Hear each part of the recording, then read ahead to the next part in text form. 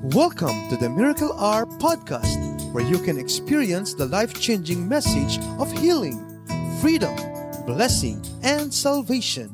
As God's end-time prophet and apostle shares to you the heart of the Lord, here's our host, Apostle Renato D.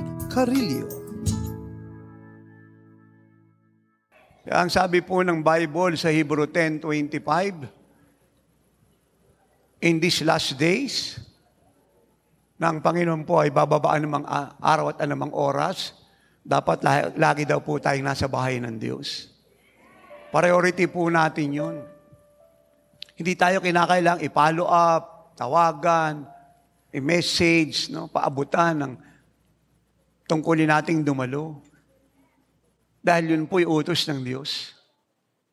You must not forget the gathering of the saints. At yun po yung nagaganap sa bahay-sambahan. That all together, we together worship and praise God. Dahil andun po yung biyaya na sobra-sobra. Nahigit pa po sa inaasahan natin, kasama po ng kagalakang ang Diyos lang ang pwedeng magbigay.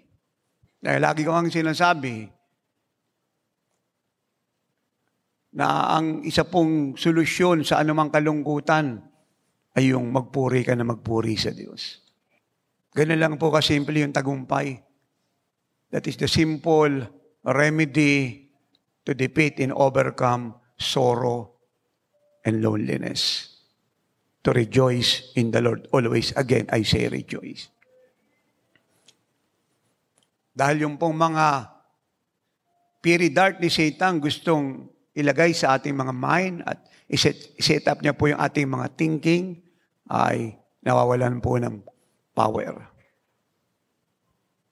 Hindi po siya nakaka-penetrate dahil yung ating pong papuri, pasasalamat, sigaw as we proclaim our victory ay hindi niya po kayang tayuan.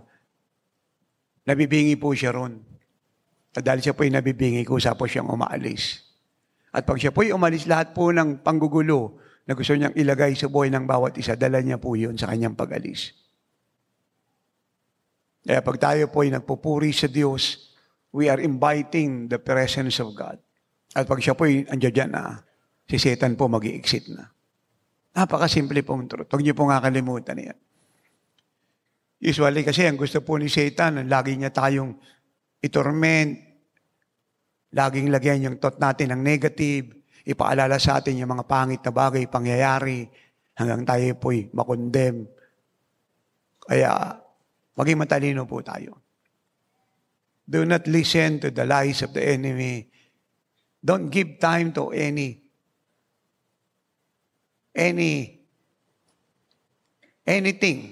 concerning his suggestions. Concerning anything of his suggestion, do not give time. Just simply rejoice. Kahit di maganda boses mo, sing to the Lord, shout, dance, rejoice, prophesy. Do everything you can do. Use every resource that is available to you to praise God. Hindi po nga kalimutan yan. Yan po yung kinakatakutan ni Satan. Yung tayo po yung maging mapagpasalamat, maging masayahin, sumayaw, lumukso, magpuri sa Diyos. Dahil alam ni Satan, there is so much power in our praise. Satan is defeated by our praise. Sabi mo sa katabi mo, Satan is defeated by your praise. Isa pa. Sa likod. Sa harap. Nag po natin kalimutan yan. Kasi isa pong tactic ni Satan, gusto niya pong lagi natin nire-repeat, nire-rewind, nire-reply yung mga negative. Walang karunungan doon. At isa po yan sa isang reason kung bakit napakarami mga bishop, pastor, pababa sa kanilang congregation, matagal na po sa Lord, hindi na babago. Puno po ng head knowledge yung isip, pero hindi po nag-grow in the spirit. Hindi nagmamature.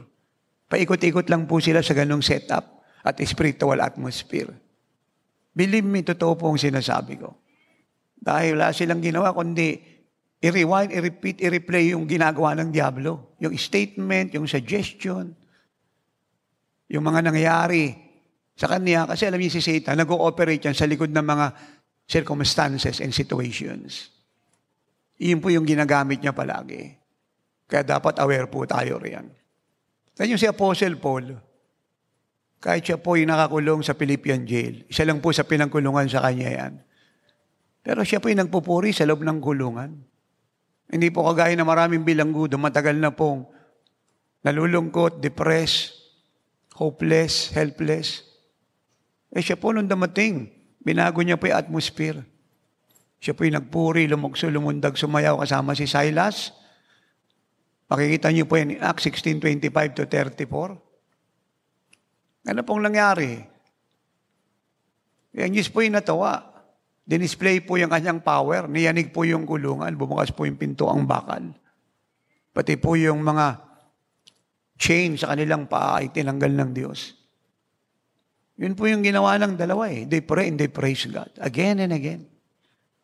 At ano pong sumunod na nangyari? Lahat po nakakulong sa kulungan ay lumaya.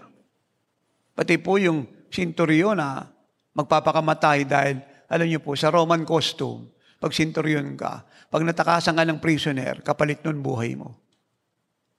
Papapatay din naman siya ni Caesar. Kaya, ang ginagawa nila, sila na po ang nagsusuicide. Kasi yun po yung rule eh. Pag natakasan ka ng bihag, it means death. Ang ibig kasi sabihin nun, irresponsable ka. Nakakaya po yung sa Roman government. Kaya ganun po ka-strict ang mga emperor. Imbis na siya po pumunta ng kamatayan, siya po naligtas. Hindi lang siya, pati pamilya niya. Isipin niyo po yun. Dahil nagpuri po ang apostol. Huwag niyo po kakalimutan na yan. Pilitin niyo po ikabuhay yung revelation na yan. Inuulit ko si Satan. Ang taktika niya po ay bulok na, talo luma, hindi nagbabago. Ang problema lang po ng nasa Bible at pinapastara nila, hindi sila natututo na magpuri.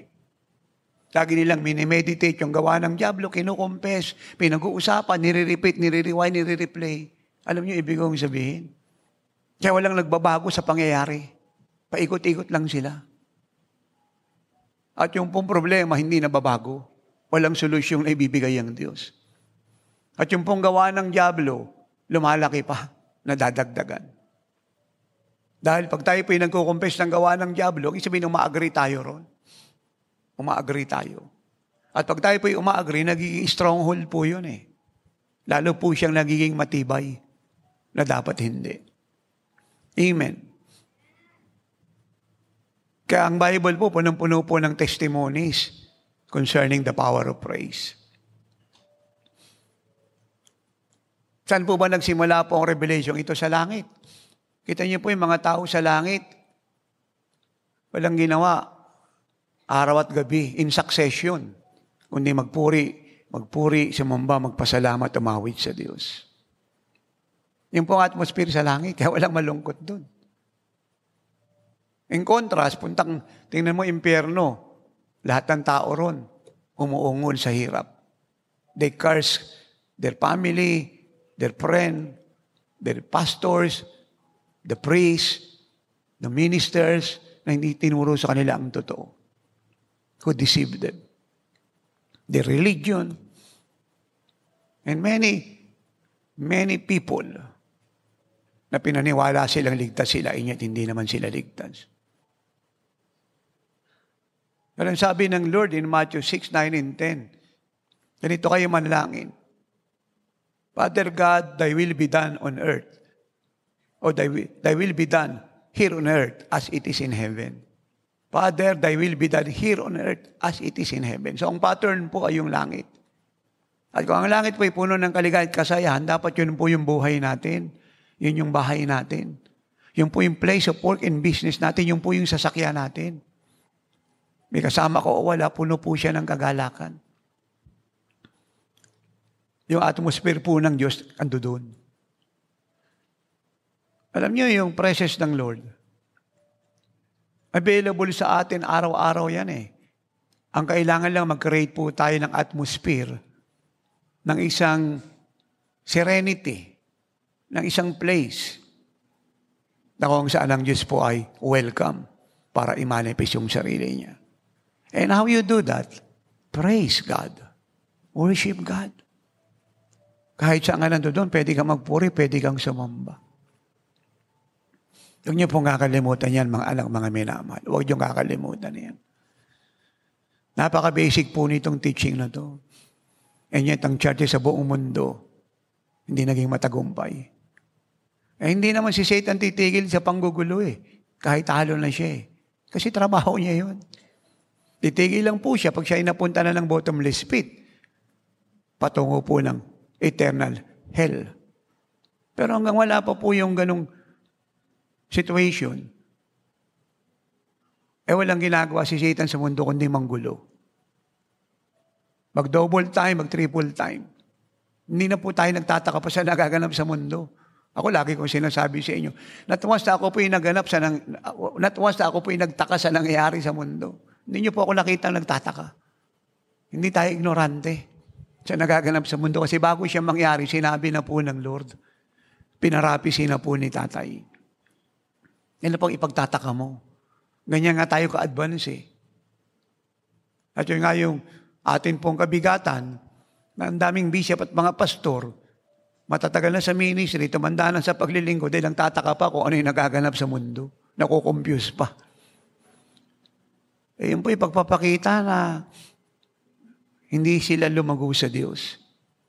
At hindi po sila estudyante ng prophecy. At hindi nila naririnig ang tinig ng Diyos.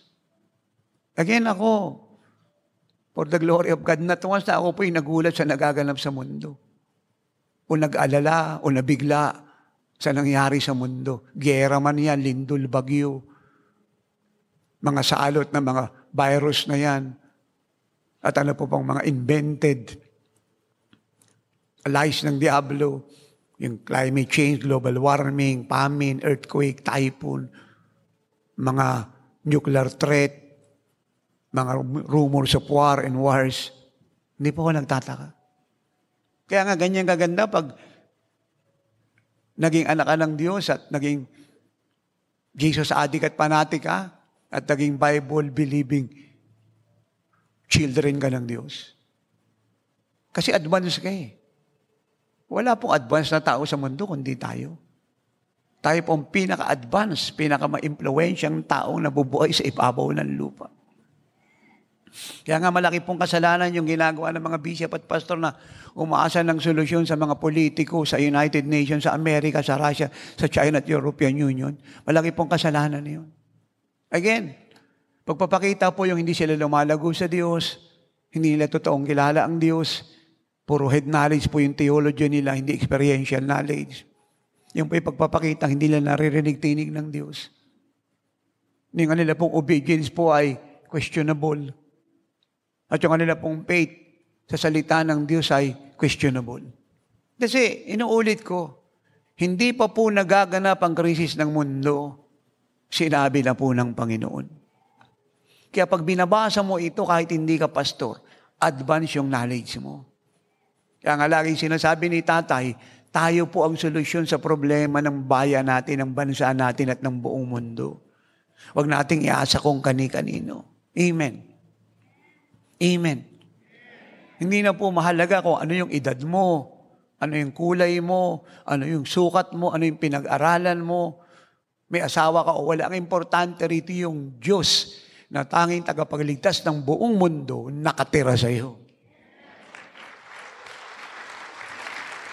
At yung nakatira sa iyo, yun yung kailangan ng iyong pamilya, ng iyong barangay, ng ating bayan, ng ating bansa at ng buong mundo. At yun yung tanging kinakatakutan ni Satanas at mga demonyo sa impyerno. Nakita niyo si Tatay by the grace of God and for the glory of God. Hindi tayo nakita nag-alala sa nagaganap sa mundo. Hindi niyo ako nakitang nanlumo o nataranta o na-stress. Kita niyo yung kapayapaan sa buhay natin. Kasi nga, advance nga tayo eh. Before it happened, we know it. Kagaya nung magkaroon po ng unang economic crisis noong 1997, Ako po ay nakasakay sa sasakyan. Bumibiyahe po ako sa Barangga, patungo po ng Marikina magtuturo. Sabi sa akin ng Holy Spirit, sa loob ng sasakyan, 1997, anak, babagsak ang economy ng buong mundo. Yun po yung una. Hindi po ako nagulat. Naihanda ko po ang Jesus is our shield. And then, bago po dumating ang 2008, kinausap na naman ako ng Holy Spirit. Sabi niya, anak, babagsak ang economy. Ihanda mo ang Jesus is our shield. Then, ihanda natin. So, hindi po tayo naapektuhan. Grabe po yung mass layoff po noon. British, walang trabaho. Amerikano, European, no? Mga edukado, mga high-educated na tao. Tanggal po sa posisyon. Pero yung taga-oros ng Himala, inilagay sa posisyon. At noong 2008, yung mga taga-oros ng Himala, naging milyonaryo. Then, ano yung sumunod? Yung well-known, COVID-19. Nakita niyo ba yung si tatay nagulat? Napigil ba tayo? Nagsara ba tayo? Alam niyo po, ang katotohanan, ba't di kayo pumapalakpak kung gaano tayo matagumpay? So, naihanda kayo. Kasi nga, sinabi na nga ng salita ng Diyos. Kaya ganyan, kahalaga mga anak, na kayo nabubuhay na malinis ang puso, banal, may takot sa Diyos, sumusunod sa utos niya.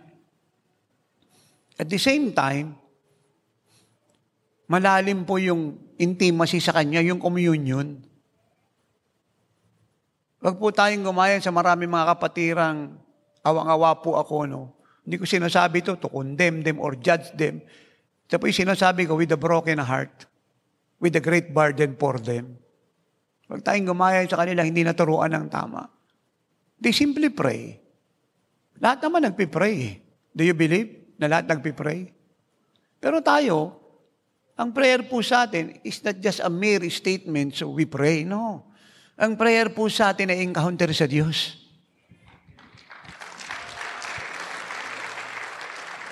Hindi lang po tayo dyan nagpipray, kagaya ng ginagawa nila. They talk and talk and talk.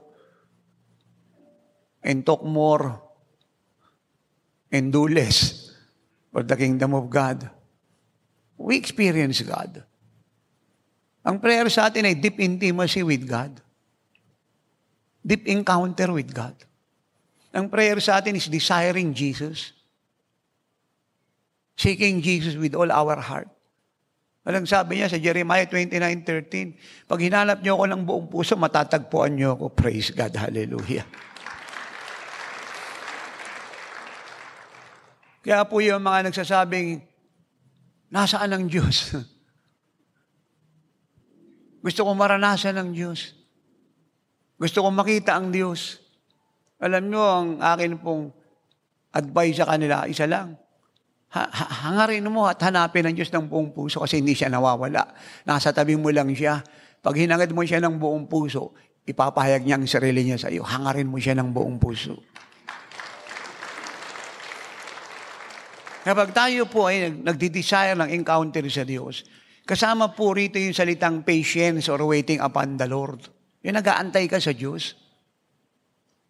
Kasi yung iba po, hindi talaga lumalim. They pray. Paano dadalaw ang Diyos sa iyo? Nagmamadali ka. At gusto mo, dumating ang Diyos sa panahong gusto mo. Hindi mangyayari yun. Bahagi po ng malalim na intimacy is to wait upon God.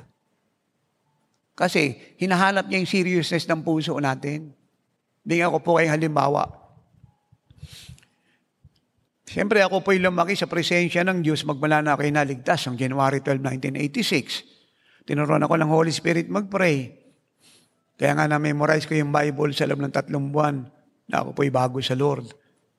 Tinuruan niya ako mag-pray ng malalim na intimacy, communion, na hindi ko talaga mararanasang maliban siya ang nagturo. Walang nagturo sa akin mag-pray, ang Holy Spirit. Pinakita niya sa akin yung buhay ng Lord, paano mag-pray ang Lord. So, tinularan ko siya. So, nagsimula po ako sa, siyempre, bagong ligtas, nagsimula ako ng 30 minutes. Pero yung 30 minutes na yun, malalim na groaning in the Holy Spirit yun. Hindi yung saying prayer. Yung po, deep prayer. Yung 30 minutes na yun, yung start ko, grabe po yung encounter sa Lord. Tumaas po yun. Naging 45 minutes, Naging 1 hour, naging 2 hours, naging 3 hours, naging 5 hours, 7 hours, 9 hours. So, naging buhay ko na po yun. Hindi na ako bumaba sa ganung prayer life. 13 hours. So, yan na lang po umikot yung araw-araw kong buhay. Pinakamababang prayer life ko, 7 hours. Araw-araw po yun. Monday to Sunday. Hindi pa kasama ron yung groaning ko sa labas ng kalsada. Hindi pa kasama ron yung Jesus Conscious life ko, saan man ako naroon. Yung po'y so intimate, sa prayer room ko lang po yun, sa closet, yung pinakamababang 7 hours na yun. Unawaan niyo po ako. Hindi kasama ron yung naglalakad ako, nagpipray ako, nasa sasakyan po ako, Jesus conscious ako. Hindi kasama yun. Ang sinasabi ko po ay yung Matthew 6:6, personal, yung pinakamababang prayer life ko, 7 hours araw-araw, Monday to Sunday. Hindi kasama yung overnight dun. Yun po yung start ko sa umaga. Naunawaan niyo po ako. So, doon po tayo lumaki. Dahil isang araw, nakakalimang oras na po akong nagpipray. Hindi ko naranasan yung dati kong nararanasan. Usually noon, ilang minuto pa lang, andyan na ang Lord, mahaba na yung communion. Kaya nga marami kong revelation eh. Kaya nga lahat ng turo ko revelation kasi pagka dumadalaw siya, may conversation kayo eh. Tinuturuan ka niya. Kaya ako lagi, kung may ballpen sa tabi ko, may notebook ako, may Bible ako, may marker ako, sulat ako ng sulat. Kasi our Father is a speaking God. Siya po yung Diyos na lagi nagsasalita. Yun ang nature ng Diyos eh. Nagsasalita kasi tatay siya eh. Tinuturuan niya tayo. Hindi ba yun ang sabi ng Lord in Matthew 11:28-30? Kayong lahat na napapagal, napapagod, nabibigat ang lupa, lumapit kayo sa akin, bibigyan ko kayo ng kapahingahan. Amen. Learn from me. Ayan, learn from me. Mag-aaral kayo sa akin. Ako'y maamot mababang loob, magaan ang aking pamatok. At makakasumpong kayo ng kapahingahan sa inyong kaluluwa. Learn from me. Kung bakit po siya lagi nagsasalita, gusto niya tayong turuan. Gusto niya ipaliwanag sa atin ang kasulatan. Kasi alam niyo, kung tayo lang babasa ng Bible, dadayain natin yan eh. Amen. Amen. Yan po yung ginagawa ng maraming so-called theologian, so-called scholar, so-called may pinag-aralan, so-called may doctorate. Dinadaya nila yung Bible. Sila lang po yung nagpapaliwanag. Yung iba naman po tama, pero kulang sa substance. Pero pag Holy Spirit ang nagpaliwanag yan, simplify lang po yan, madaling intindihin. Yun po ang nature niya. Lagi siyang nagsasalita, nagtuturo, nagpapayo, nagpapaalala. Kasi tatay siya eh. Hindi ba ganyan yung mga magulang, lagi nagpapaalala sa mga anak? Kaya tayong mga anak, pag napapaalala tayo ng mga magulang natin, makinig tayo. Huwag tayong nakasimangot, huwag tayong nagdadabog, huwag tayong naiinis at naiirit. Sabi, Mami, paikot-ikot na lang yan, puro ganyan na lang, masakit na tenga ko, Mami, Daddy. Makinig ka lang. Kasi kung yung sinasabi naman niya, nakakasawa na rin, mapapagod din naman yan, titigil din yan eh. Huwag ka lang sumagot. Mamiti ka na lang. Amen. Ganyan kasi ang mga magulang. Palagi nagpapaalala.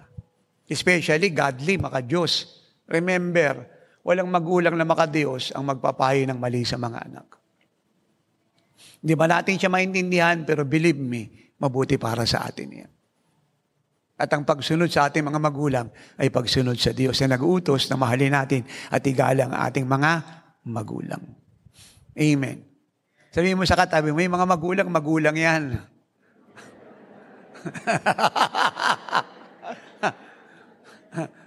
Ulitin natin. Ito, mga sensitive tao rito eh. Sabi mo sa katabi mo, yung mga magulang yan. Nakuha niyo yung revelation ni Nanay Ellen? Kay Nanay, yung revelation na yan. Yung mga magulang talaga yan. Ayun, sa katabi mo, yung mga magulang talaga yan. Tapos yung dalawang kamay na nakakuha ng revelation. Kaya mga magulang nyo, igagalang nyo, pakikinggan nyo. Sabi mo ulit sa katabi mo, yung magulang mo, magulang talaga yan.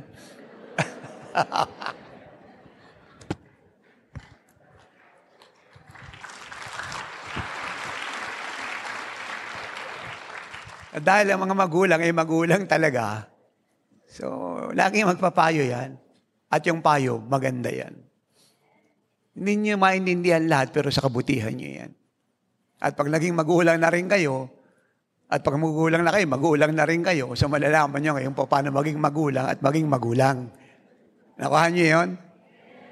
So yun. Kaya yun po ang Diyos. Siya po yung Diyos na lagi nagsasalita. Hindi siya ribulto, hindi siya patay. Nature niya yan eh. Sipin nyo, 66 po yung aklat. 39 ng lumang tipan, 27 ng bagong tipan, yung po yung bumubuo ng salitang Holy Bible, the Holy Scriptures. At milyon po ang letra riyan. Ang Diyos po nagsalita noon. Ganun po siya kaigir magsalita. Naintindihan niyo po ako. Hindi siya nagsasawa. Especially gusto niya tayong pagpalain. May panganib na nakikita ang Diyos, gusto niya tayong iligtas. Maaring bumili tayo ng property, walang titulo, walang right of way. Lulukohin ka na nagbibenta. Iniingatan niya tayo. Mabibili ka ng sasakyan, nakaw pala. Kaya mura. Amen. Tapos may mga pumupunta sa iyo na nag-aalok, mga business partner, pero mga scammer. Aalokin ka, mag-invest, mag-negosyo, makipag-partner.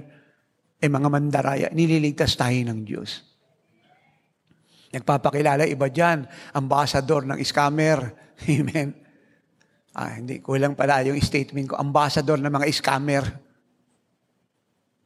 Nililigtas tayo ng Lord sa mga ambassador ng mga scammer. Kasi nagpapakilala silang ganyan, mga kilalang tao sa lipunan, malapit sa Pangulo, sa mga politiko, isang salita lang nila ma-release yung papeles mo, basta magbigay ka ng ganitong pera.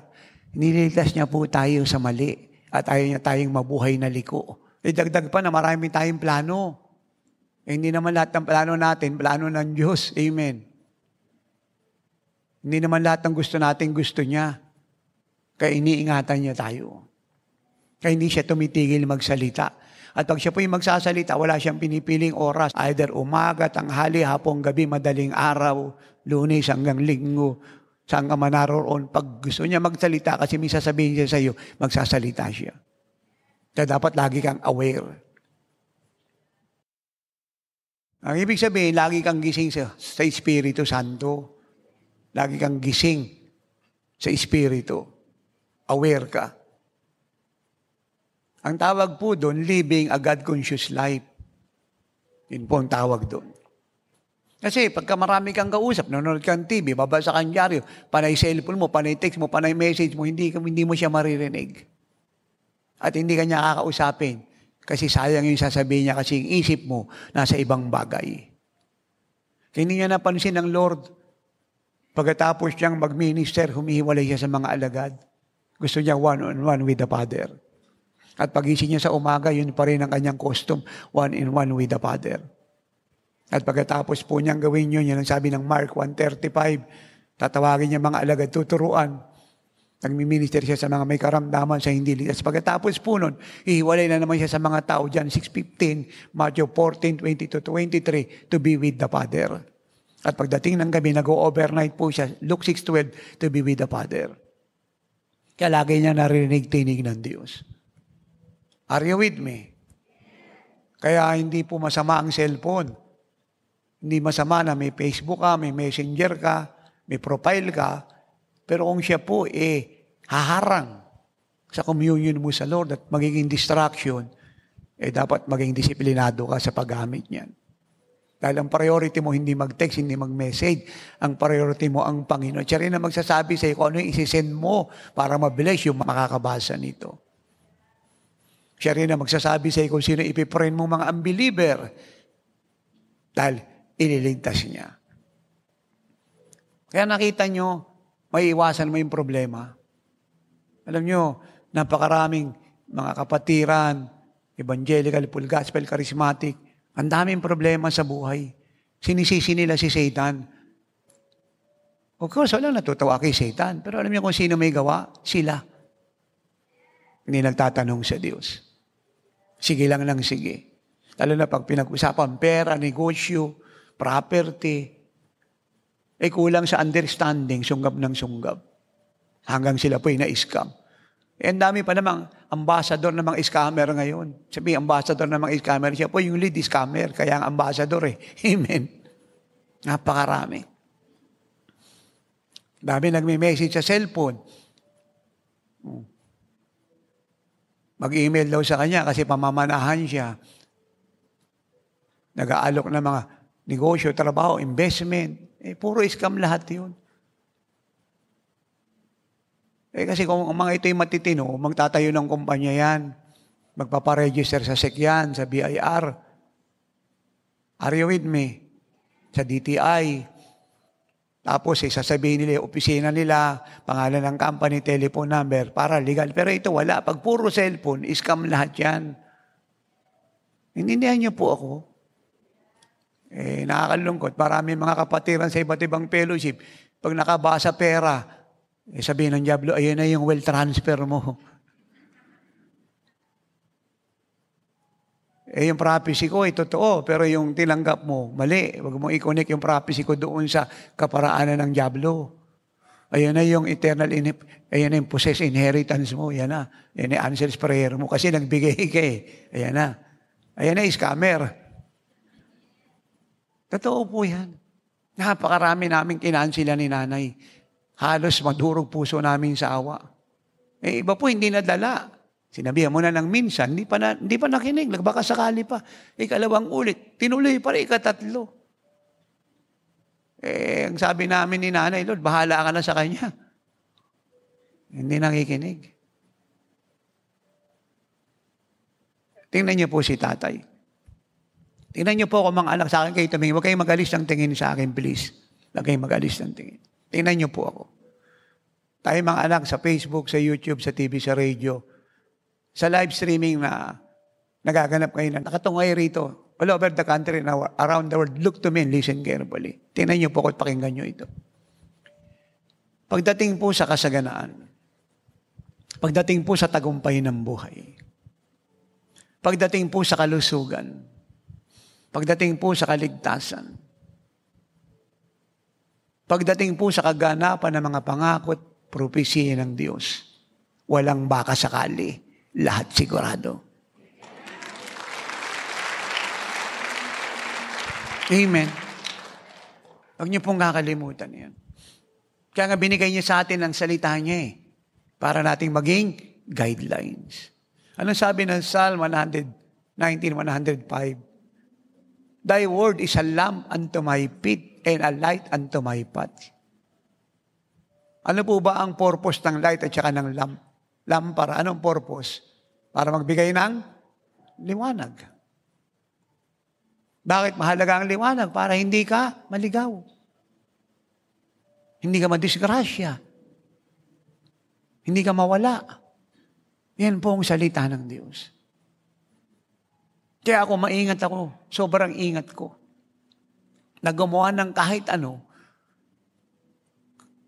kahit may mag-alok pa sa akin dyan ng bilyong pera, at gagamitin pa yung prophecy, sobrang ingat ko na lahat ng ito, ini-evaluate kung ang lahat po ng proposal na ito, suggestion ito, ay ayon sa salita ng Diyos. At kahit bilyon po yan at ibibigay po sa akin sa so-called salitang love gift, nire-reject ko lahat. Kasi mapanganib po yun. Dahil hindi siya ayon sa salita ng Diyos. Ang ibig sabihin, hindi galing sa Diyos yun. Counterfeit po yun. May sakit ng ulo yun. At pag pinagpatuloy ko po siya, ang stake doon, kaluluwa ko. Apektado kayong lahat. Dapat ganyan din po kayo. Okay, mabuhay sa emotion ninyo at ang inyong gamiting basis sa inyong pakiramdam concerning mga offer na yan. Hindi naman nag-o-offer yung diablo ng pangit. Lahat ng ino-offer niya maganda. Anong sabi niya kay Eve? Pag kinain mo yung bungang kahoy, patungkol sa masama't mabuti, magiging Diyos ka. Hindi nila kailangang maging Diyos dahil sila na nga yung namumuno sa lahat ng nilikat nila lang ng Diyos sa kalawakan, sa lupa at tubig. Are you with me? Dumating lang yung diablo para manggulo at ituwis yung sinasabi ng Diyos. Maliwanag po ba ito?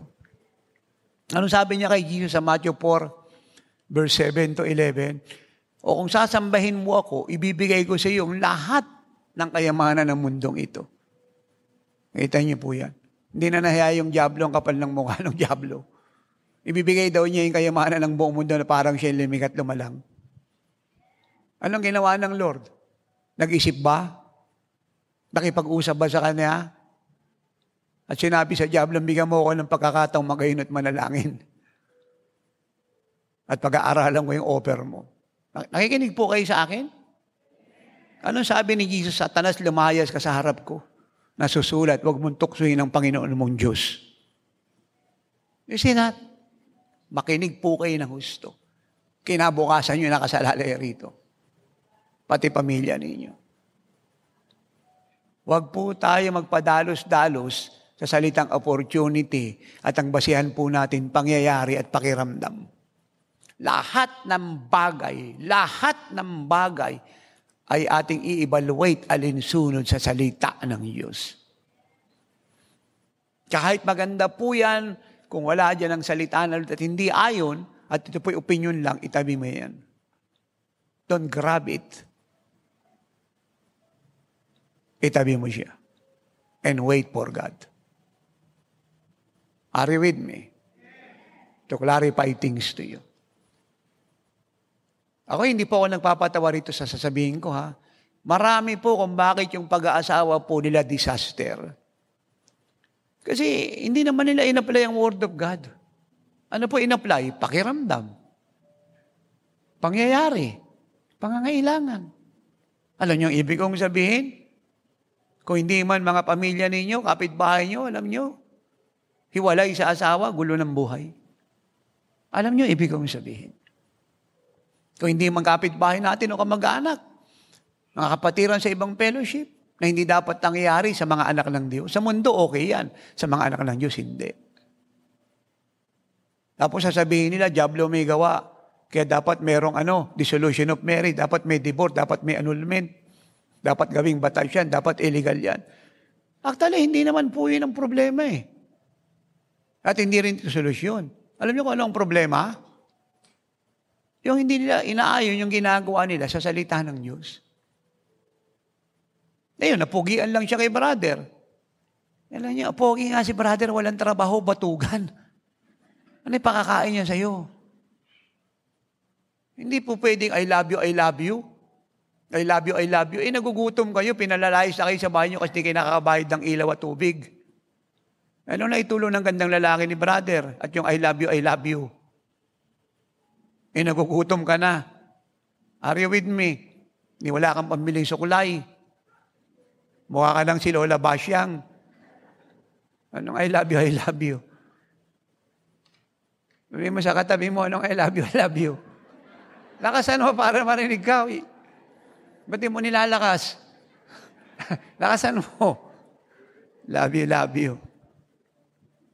Amen. Ayun po yung problema. Ako wala ako agis kung magandang lalaki ka. Hindi mabuti lahat magandang lalaki kagaya ko kaysa kamukha ka ng diablo. Di ang ganda ng mundo, pero mo lahat ng makikita mo kasi gandang lalaki ni tatay, di walang problema sa Pilipinas. Wala ka makikitang pangit dito. So, mabuti po yun. Pero, yun nga ang basihan eh. Naku, ang puti, tangos ilong. Ito mo naman yung sukat.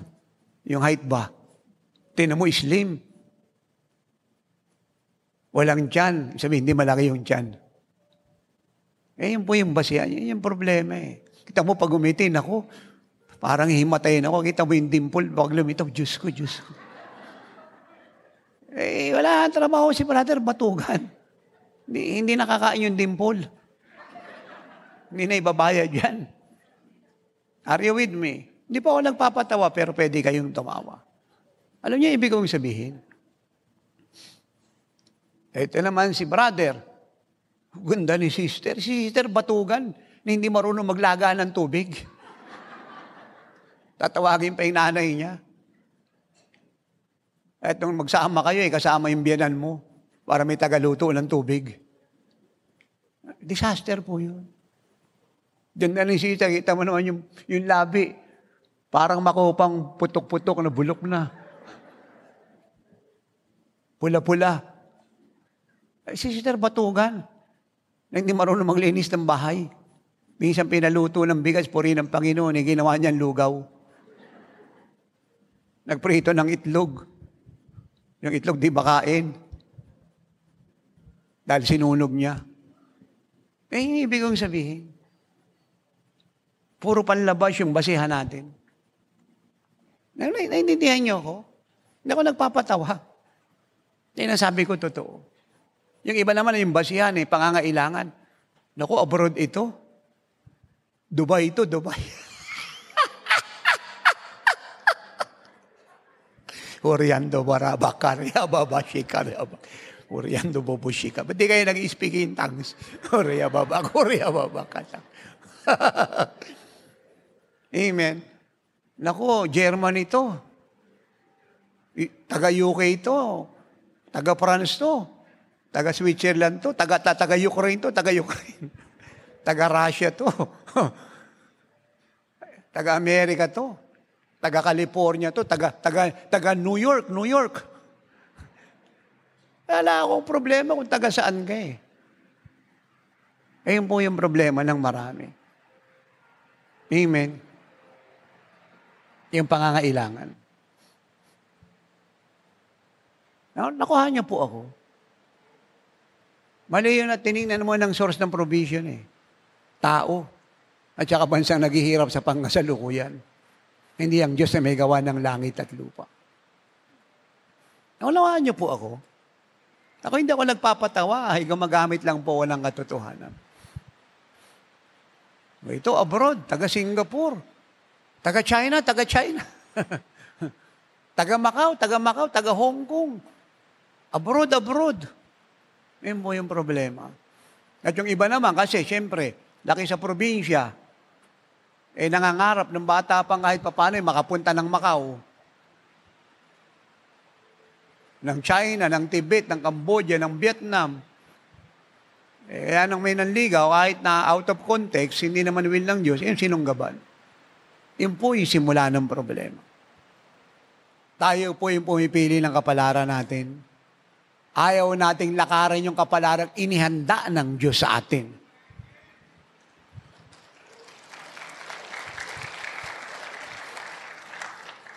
Alam niyo po ibig kong sabihin? Yan po ang problema ng church hanggang ngayon. Buong mundo po yan. Inignore ang salita ng Diyos. Yung iba naman, minadaling mag-asawa kasi nagkakaedad na siya. Pag tinanong mo, bakit ka nagmamadaling mag-asawa? Hindi naman yan ang will ng Lord sa'yo. Magra-rapture na tatay eh. So ginagawa niyang basihan yung rapture. Hindi niya ma-enjoy yung buhay sa Diyos. Alam niya, hindi pa kayo pinapanganak. Meron nang hinanda ang Diyos sa inyong kapartner. Kung mag-aasawa ka ha, kung hindi ka mag-aasawa, ang kapartner mo si Jesus, sa kanya ka lang ikakasal. So, at yung hinanda niyang kapartner sa iyo, kung mag-aasawa ka, kung will niya yun ang perfect will niya. Kaya dapat, nagpapakalalim ka sa relasyon sa kanya, sa pakikinig sa turo ni tatay, sa pagbabasa ng salita ng Diyos, para tingnan nyo yung tinuturo ko kung nasa Bible, kumpirma ninyo, pagpasalamat nyo na nagtuturo sa inyo, tamang tao, may tamang turo, kaya napunta kayo sa tamang ministeryo, at ang kaligtasan nyo, tamang-tama, sigurado. So, nakuha niyo po ako. Iba naman, nagmamadali makapagtrabaho, hindi nag-aantay. Kasi may pangangailangan, kaysa manampalataya sa Diyos. Hanggang gumawa ng mali at masama at maging unrighteous. So, kaya tayo po kumuha ng sakit ng ulo natin. Hello. Ano po sabi po ng Zechariah 4:6? It is not by might, nor by power, but by my spirit, says the Lord. So, sino po yung maglilid sa atin? Hindi yung pangangailangan, hindi yung pakiramdam natin, hindi yung pangyayari, hindi yung kumpanya, hindi yung citizenship, hindi yung atin pong sitwasyon. Sino po maglilid sa atin? Ang Diyos Espiritu Santong nakatira sa inyo.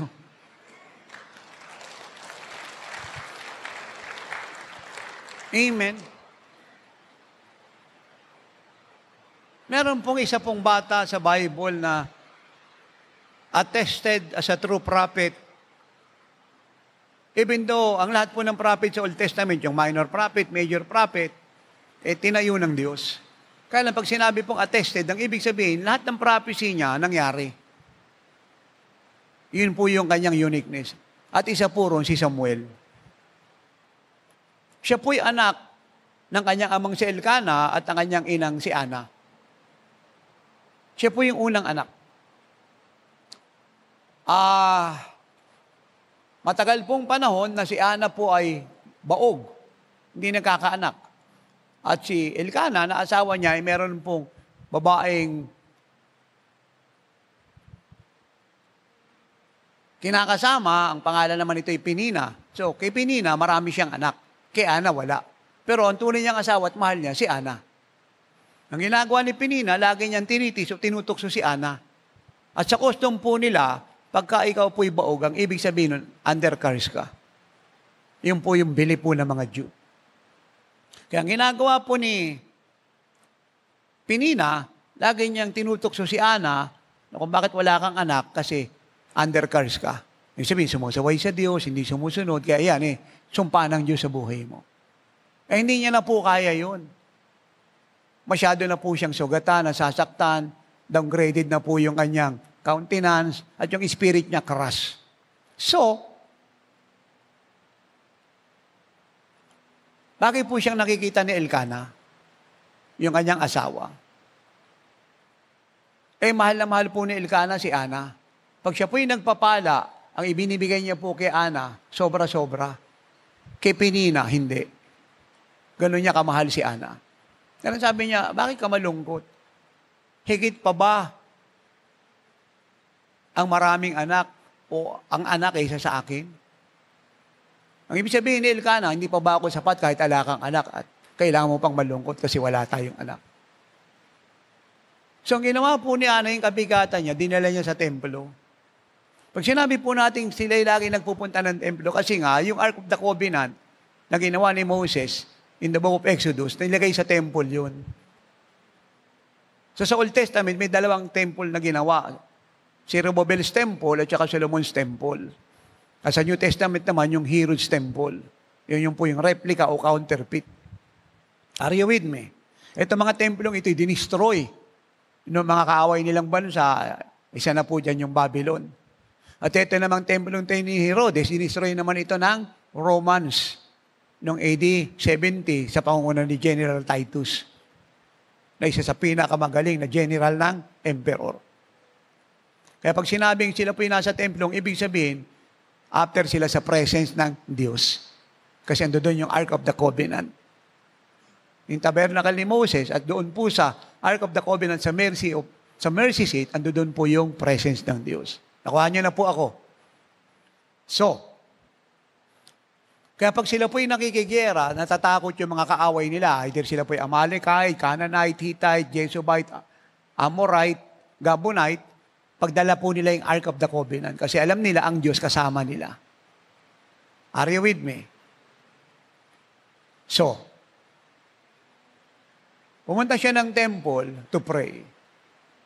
Nag-weeping po siya, nag-groaning. Ang sabi ni Eli na siya pong high priest, matanda na po si Eli bilang high priest, dim na po yung mata niya, hindi lang physically, malabo na mata niya, kundi spiritually speaking, siya po ay almost spiritually blind. Walang revelation. Kasi nung time po yan, nasa kasalanan ng Israel sa pangunguna ni Eli, kaya ang Diyos tumigil ng kausapin ni sila. They are living in their own. Kaya kadalasan, sila po ay defeated ng mga kaaway nila. Kasi walang divine revelation. Ganyan din po sa church ngayon. Pag ang isang fellowship, ang isang bishop, ang isang movement coalition ay walang revelation sa Diyos, kagaya ng kagaya ng tinatanggap ni Tatay pababa sa inyo, yung pong church na spiritually blind. More on, siya po ay susceptible sa deception ni Satan. Are you with me? At napakaraming problema dyan, napakaraming kasalanan, napakaraming kaguluhan. At almost, wala na siyang pinagkaiba sa takbo ng sistema ng mga reliyon sa sanlibutan. Ang pagkakaiba lang, wala lang silang rebulto. Nakuha niyo po ako. Natututo po ba kayo? Nakakaintindi kayo? So, siya po'y nag-groaning. Pinorawat niya po yung kanyang puso sa Diyos. Walang sabi po sa kanya ni Eli, umaga pa, lasing ka na. Hindi dapat sa babaeng kagaya mo yung lasing. Ang sabi po ni Ana, hindi po ako lasing. May kabigatan lang ako. Dahil ako po'y walang anak. At ako po'y humihingi sa Diyos at ako'y nagbawi sa Diyos na pag ako'y binigay niya ng anak, siya ay ibibigay ko sa kanya. Kaya nga nung lumabas po si Samuel, binigay niya talaga sa Diyos. Amen. Yung bao niya, tinupad niya. Kaya pag tayo po'y nangangako sa Diyos, tutuparin natin. Kasi sinasagot tayo ng Lord, tayo po'y nagbaw, at nung dumating na yung sagot, at ano yung pangako natin, dapat tuparin natin. Nagaya ko, nagbawa ko sa Lord ng early years ko bago ako ligtas. Sabi ko, Lord, kahit anong mangyari, kasi ako iniligtas mo, tinawag mo ko, pinagkatiwalaan mo ko, kahit anong mangyari, hindi ako titigil maglingkod sa iyo. Ano man ang mangyari, kahit nag-iisa ako, iwanan ako ng lahat. Kaya nga nung iniwan ako ni nanay, hindi ako natinag, naglingkod ako kasi baw ko sa Diyos yun. At hindi ako nangako sa Kanya kasi kailangan ko ng pera. Nangako ako sa Kanya kasi mahal ko siya. Tumatanaw ako ng utang na loob. So lahat po ng mga lingkod ng Diyos sa Bible, from the Old and New Testament, lahat po ay merong baw sa Diyos. At yung baw pong yun, yung ating protection, yan po'y protection natin pag dumadating yung punto na gusto nating umayaw. Yan po yung protection natin pag dumadating yung puntong ginugulo tayo ng dyablo at gusto tayong tanggalin sa will ng Diyos. Yan po yung nag-i-empower sa atin tumupon at yung mga bisyong ibinigay Lord sa buhay natin ay maging isang karanasan. Are you with me? At po yung dalawang kamay na mga kausap ko rito. So, kaya nung lumabas po si Samuel, binigay siya ng Diyos binigay siya ni Ana sa Diyos. At dahil siya po'y pag-aari na ng Diyos, saan po lumaki si Samuel? Sa templo. Kaya nung nag-full time po si Samuel, wala na siya sa bahay nila, nandoon na sa templo. Dahil isang araw, bata pa po si Samuel, hindi pa po siya pamilyar sa tinig ng Diyos. Isang araw nang siya po'y higa na, nagsalita ang Diyos. Ang sabi, Samuel, Samuel. Kita niyo ang Diyos, no? Hindi hinahanap ni Samuel ang Diyos. Hindi niya lubos na kilala. Hindi siya pamilyar sa tinig, pero kinakausap siya. Maaaring magsabi kayo, Tati Apostol, hindi naman ako si Samuel. I know. Pero isang bagay, wag mo nga kalimutan, minamahal. Ang Ama nating sumasalangit, lahat ng anak niya, paborito niya, lahat gusto niyang kausapin. Kahit hindi kasi Samuel, gusto kanyang kausapin. Tumayo po si Samuel, nagpunta kay Eli. Kasi akala niya tumatawag sa kanya si Eli. Ang sabi ni Eli, no, hindi kita tinawag, bumalik ka sa higaan mo. So bumalik na naman si Samuel sa higaan niya, sabi mo, sa higaan niya, kasi full time sa templo. Amen? Nagsalita na naman ang Diyos sa ikalawang pagkakataon, Samuel, Samuel. Kita niyo, ang Diyos matyaga. Hindi siya nagsasawa. Kahit hindi siya na-recognize ni Samuel, nagsalita pa rin. Dapat yung pag-uugali niya, dala natin yan, yung matiisin tayo. Matyaga. Alam niyo, kung walang patience ang Diyos, hindi tayo naligtas. Ang sabi ng 2 Peter 3:15, the patience of the Lord means salvation. Winithhold po niya ang judgment para dalhin ang mundo sa kaligtasan. At in-exercise niya po ay patience. Are you with me? Are you with me? He suffered long sa gitna po ng pagtitiis, but he prudently, he decided with prudence, wisdom, to exercise patience, not judgment. At yun po yung natutuhan ko sa Diyos bilang apostol, yung tiyaga, yung magtiis, magantay, gumagamit ng karunungan. Hindi mo tinotolerate yung mali, pero nag-aantay ka, nagtitiis ka, hanggang mailigtas mo sila, madala mo sa maturity, ma-upgrade mo buhay nila. Are you with me? Kaya nagmamadaling mag-asawa na walang patience, ay nako. Sabi mo sa katabi mo, ay nako. Ay nako. Ano yan? Ay nako talaga. Ay nako. Problema yan. Walang patience. Yan yung Diyos. Mamahalin mo siya talaga pag kilala mo Ganun po siya katiisin. Hindi siya kagaya ng tao na pag na-reject, bahala ka sa buhay mo, sino ka ba? Nagagalit na siya. Wala na siyang tiyaga. Yan ang sinasabi ko rin sa mga pastor, na pag pastor ka, dapat patay ka na sa sarili mong kalooban, pakiramdam. Matiising ka.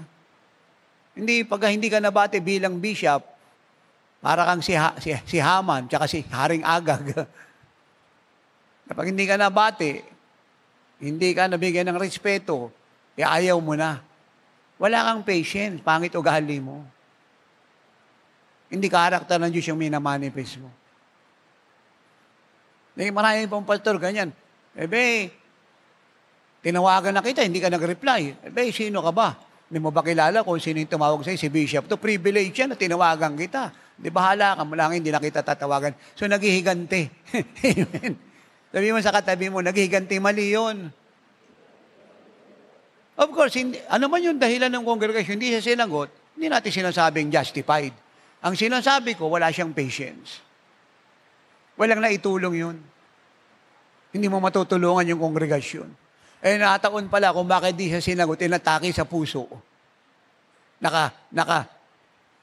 Naka-dextrose, naka-oxygen, paano siya sasagutin?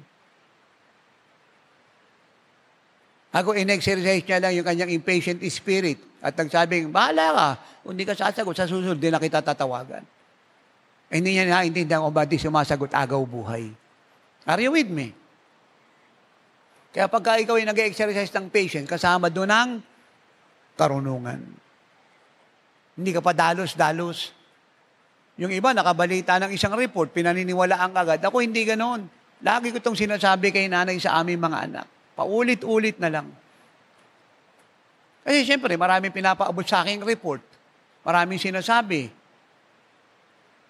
Ang lagi ko sinasabi kay nanay, paulit-ulit na lang.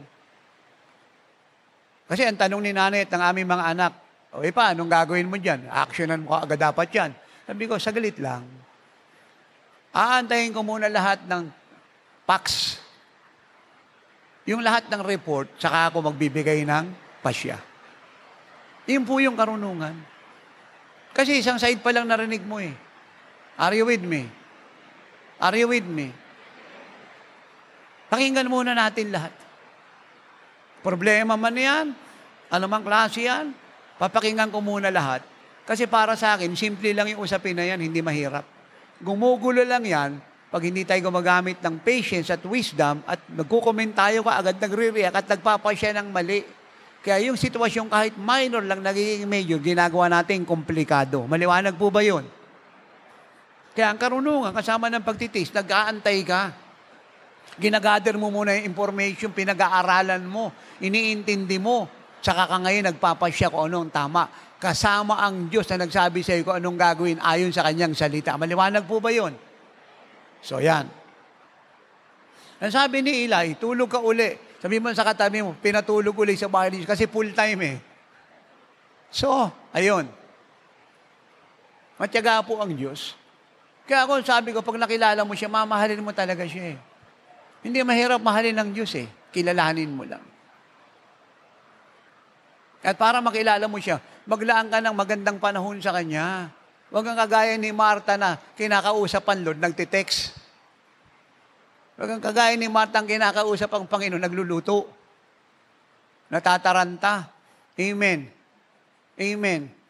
At huwag kang gumaya kay Martha, nagpipray, Lord, dalawin mo ko. Nung dumalaw naman ang Panginoon, hindi naman niya pinansin, iba namang ginawa niya. Gumaya ka kay Mary, na palaging nakikinig sa Diyos, mapayapa. Nagbibigay ng magandang panahon. Are you with me? Yun ang gustong-gusto ni Jesus. Alam niyo, na-discovery ko po yan. Tinuruan niya ako ng truth na ito. Dito po ako lumaki. Believe me. Napakasarap po yung na-discovery kong katotohanan. Ano po yung na-discovery ko? Gustong-gusto po niyang masolo tayo. Pag ako po yung nakahiwalay na sa tao, believe me, makahiwalay lang po ko lang isang hakbang. Halimbawa, nagmi-meeting kami ng mga staff ngayon, nagsasalita ako. Pag talikod ko po riyan, magsasalita na ang Diyos. Pagpasok ko po sa loob, magsasalita na ang Diyos. Mawala lang po ako sa tao.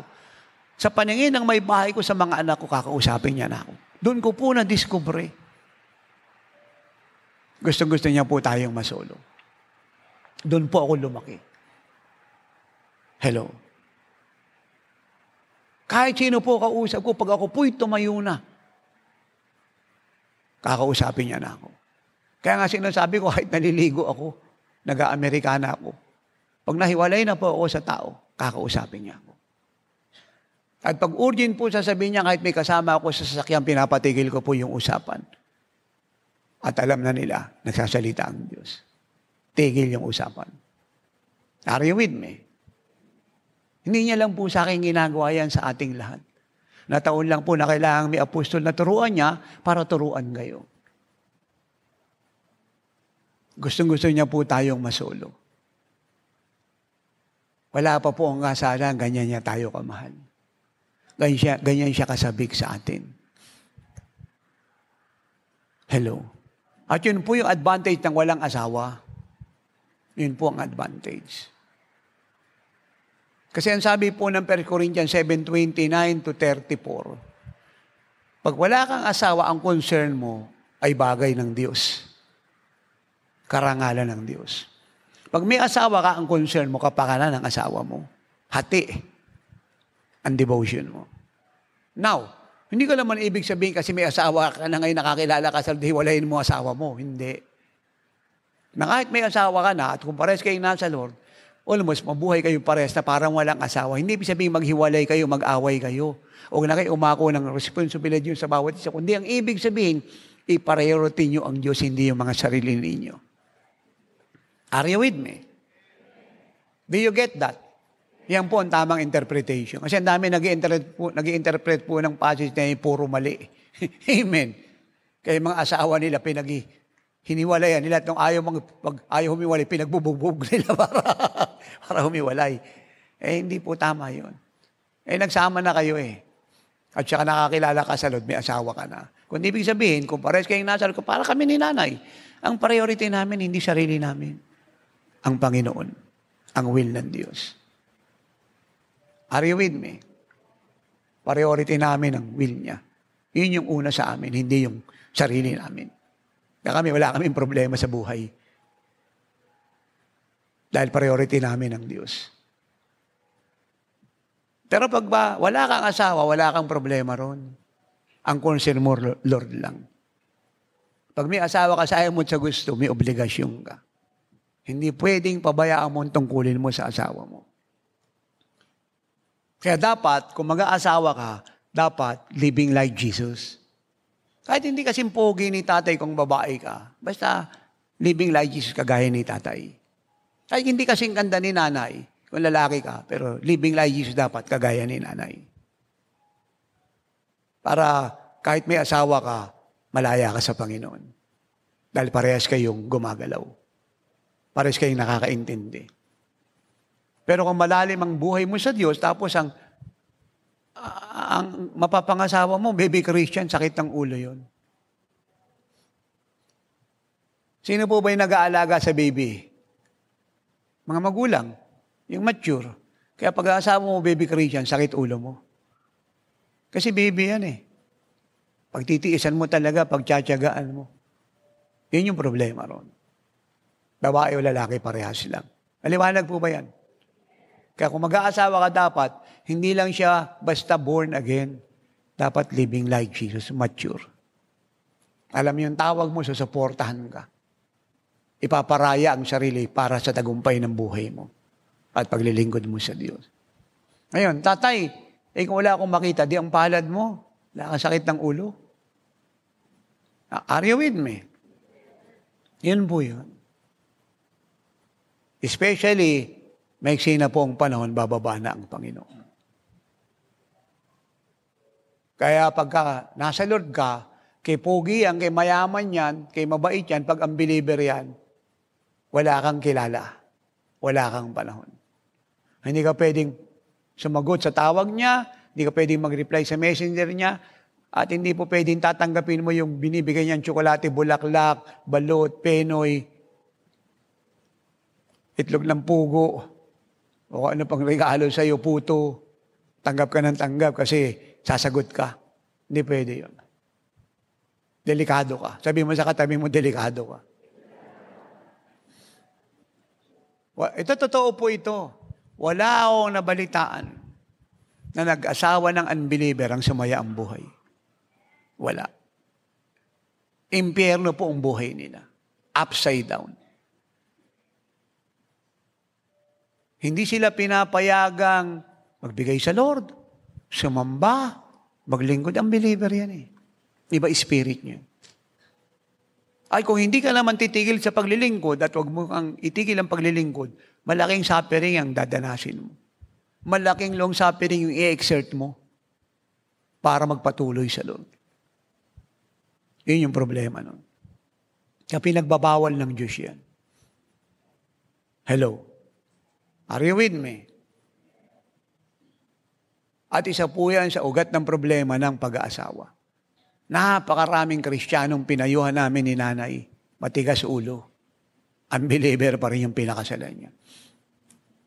Tatay, marami ko nakikita dyan. Si sister, asawa, unbeliever, maayos naman. Tatay, nakita ko naman si brother, asawa, unbeliever, maganda naman. Naniniwala po ako. Alam niyo kung ba't nagkaganon? Nag-compromise na po yung dalawa eh. Nalimutan na si Jesus para walang gulo. So, sinunod niya yung asawa niya. Alam niyo kung anong kasalanan nun? Alam niyo kung anong kasalanan yung pagtataksin? Pinagpalit mo si Jesus sa tao. Alam niyo kung anong stake doon? Kaluluwa mo. Ang unang utos, mahalin mo ang Panginoong mong Diyos ng buong puso, buong lakas, buong kaluluwa at buong pag-iisip. Minahal mo yung tao. Tapos, Canaanite pa. Hindi pa Israelite. Hindi pa kahit nga Israelite, kung mababaw ayaw ng Lord. Are you with me? Isipin mo, lalim ng buhay mo sa Lord, mag-aasawa kang baby Christian. Sakit ng ulo, kinuha mo. Wala kang wisdom nun. Hindi ka na makakapag-pray ng malalim. Lahat ng gagawin mo sa Diyos ngayon, limited na. Naliwanag po ba yan? Naunawaan niyo po ako. Ako po ba yung nagtuturo rito ng maayos? So, matiisin po ang Diyos. Punta na naman po si Samuel kay Eli. Sabi ni Eli, hindi ka tinawag. Balik ka uli. Sabi mo sa katabi mo, balik na naman si Samuel sa higaan kasi full time. At muli nagsalita ang Diyos. Ang sabi ng 1 Samuel 3:10 ay ito. Samuel, Samuel. Sumagot na po si Samuel.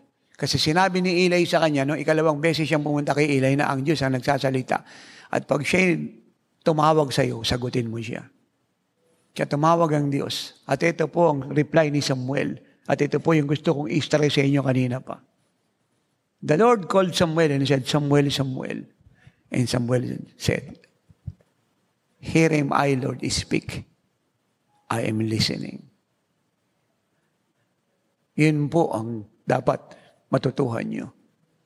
To always listen to God. Because God is a speaking God. Hindi siya titigil magsalita. Ang after niya ay iligtas tayo, ingatan. Mahalaga sa kanya ang communication. Magsalita ka, Panginoon, nakikinig ako. Are you with me? Kapag tayo po'y nananalangin, let us wait upon the Lord. Hindi ibig sabihin nagsalita na siya ngayon, okay ka na. Minsan, pag hinausap ko ng Lord, sa isang araw, 7, minsan 10. Depende po sa kanya yun. Hindi ko pwedeng sabihin tama na. Basta ako nakikinig lang, sulat ng sulat. Isa pong saksi po sa sinasabi ko yung mga gumagawa ng notes ko. Privilege po silang makuha ang revelation. Sila yung unang-unang nakakabasa kasi pinagagawa ko sa kanila. Nakikita po nila yun. May mga date yan. Every day. Lahat po yun ay salita ng Diyos. Kagaya ngayon, bago ako nagpunta rito, kinausap na naman ako ng Holy Spirit. Gusto niyo sabihin ko sa inyo yung sinabi niya sa akin? Sigurado kayo? Taas yung dalawang kamay ng may gusto. Pero bago ko sabihin, susundin niyo siya. Nagkukunti na lang may amen Nung unang gustong marinig yung sasabihin ng Lord, lahat amen. Nung susundin niyo siya, sabi ng iba, Sabi. Susundin po natin siya. Ito po ang sabi niya. Englishin ko at sa Tagalogin ko. And the Lord said, Do not limit me in your obedience. Do not limit me in your obedience. Because I am coming any moment.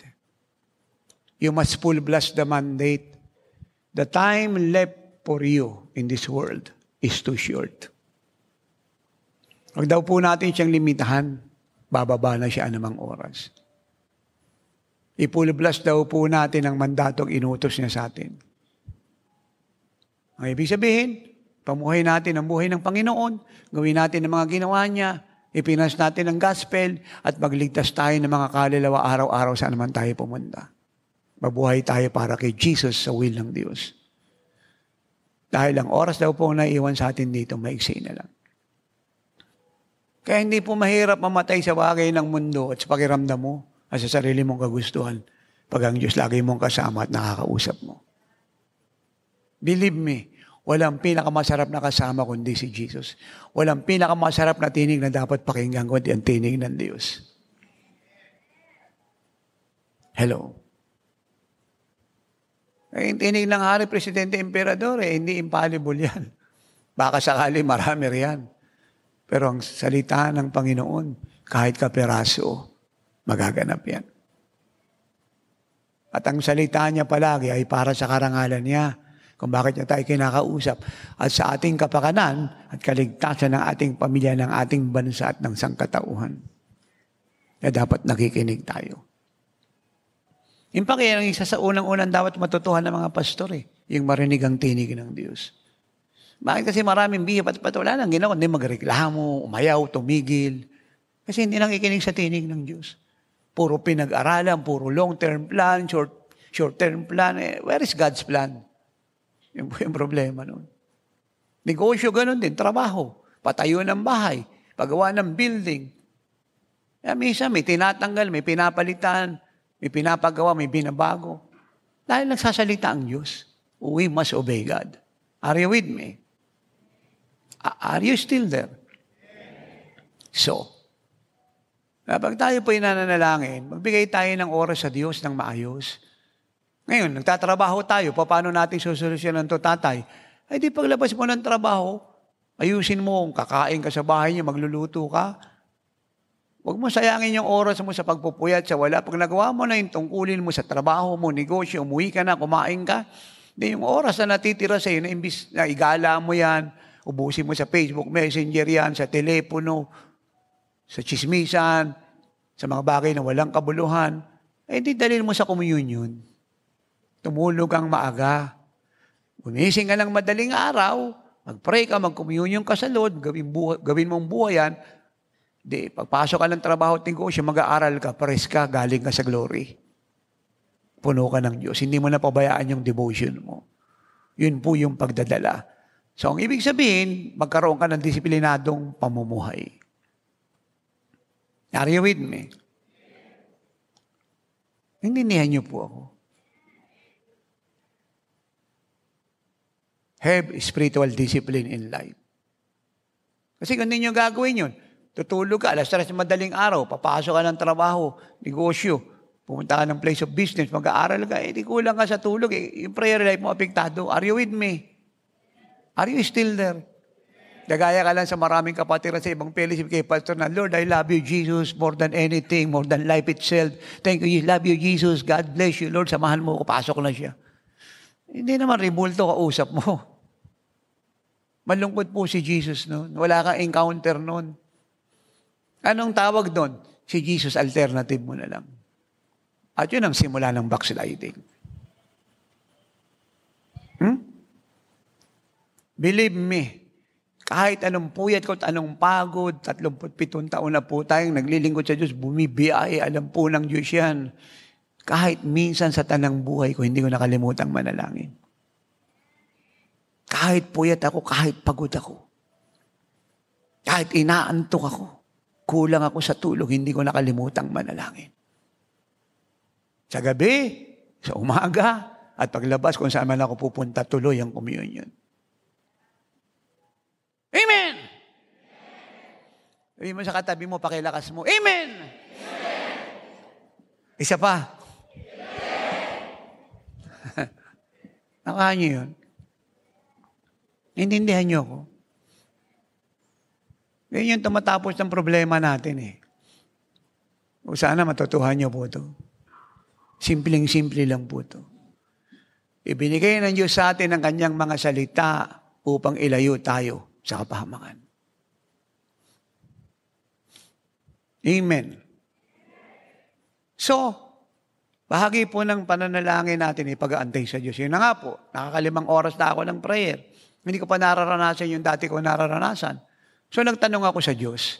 Sabi ko, Lord, may kasalanan ba ako? Dati noon, pagpasok ko pa lang ng room, grabe na encounter natin. Ito, nakaka5 oras na ako eh. Hindi ganon yung nangyayari. Nagtanong po ako, may kasalanan ba ako? Na-open ba kita agad the Holy Spirit? Na-quench ba kita? Nag-grieve ba kita? Kasi pag nag-grieve mo Holy Spirit, magre-repent ka. Kasi nasaktan siya. Dapat aware tayo ron. Ang dating ng truth na ito, ganito eh. Ang Holy Spirit, gentle, tender. Pero pag ginrib mo siya, kinuwens mo siya, inopen mo siya, ang dating po ganito. Para siyang batang maliit na may sinasabi sa iyo, hindi mo pinansin. Sumama ang loob, umalis. Yun po ang ibig sabihin. Nagsasalita ang Holy Spirit, ang siya, hindi ka nakikinig. Para mga apo natin, mga anak natin, mga bata, may sinasabi sa atin, hindi natin pinapansin. Namalis na lang sila, masama ang loob. Yan po ang Holy Spirit. Kaya pag nag-rim mo siya, na-quench mo siya, na-open mo siya, hingi kang tawad. At yun yung concern ko. Lord, nag-rim ba kita, na-open ba kita, nasaktan ba kita? Amen. Nakaka5 oras na ako rito, wala pa yung encounter na hinahangad ko. Even though yung presensya niya, nararamdaman ko. Pero pag lagi mo nararamdaman ng Diyos, hindi ka kontento maramdaman mo lang presensya niya. Gusto mo lunod ka. Gusto mo lugmo ka. Yung natatabunan ka ng glory, yung hindi ka nakikita. Yung, alam mo, pag bumangon ka hindi na ikaw ang makikita ang Lord na. Hindi kasi tayo dapat kontentong napuspos ka lang. Dapat talagang sumasabog yung buhay ng Diyos sa'yo. Yung buto mo, ugat, dugo, laman, nag-aapoy sa Holy Spirit. Parang kandila po yan doon sa tabernacle, dapat hindi siya namamatay. Palagi po siyang may sindi. Dahil sinagot niya po ako. Pakinig po kayo sa aking lahat, sinagot niya ako. Ito po ang sabi niya. Tinago ko yung sarili ko kasi gusto ko tumagal ka pa sa presensya ko. At doon po ako natuto na ganun pala siya kasabik sa atin. Yung pakang totoo, pag tapos na tayo mag-pray, nag-aantay pa siyang bumalik tayo eh. Kung wala naman tayong gagawing importante, ando doon pa rin siya. Pagising niyo sa umaga, andiyan na siya, inaantay po tayong mahalin siya. Pag uwi mo sa gabi, ando doon na siya sa bahay ninyo, nag-aantay sa iyo. Nabigyan mo siya ng panahon. Kaya siya kasabik sa atin. Are you with me? Doon ko po natutuhan yun. Sabi niya, tinago ko yung sarili ko sa iyo kasi gusto ko tumagal ka pa sa presensya ko. Ganyan ako kasabik sa fellowship. Sa fellowship mo. Sa presensya mo. So, ang ibig sabihin, ganyan siya kasabik sa akin sa inyong lahat. Hello. Ito po, maganda ito. Alam po ito ng mga nagsipag-asawa, yung mga kinasal. Hindi po ba pag ang kasalan magaganap, 1 buwan na lang kasalan na. Ano pong ginagawa ng dalawang ikakasal, yung lalaki at babae? Anong ginagawa? Very busy. Tama po ba yun? Ano po yung reason ng business nila? Nag-aayos po ng mga gown, ng mga... Lahat po ng symbol or emblems na kailangan sa araw ng kasalan.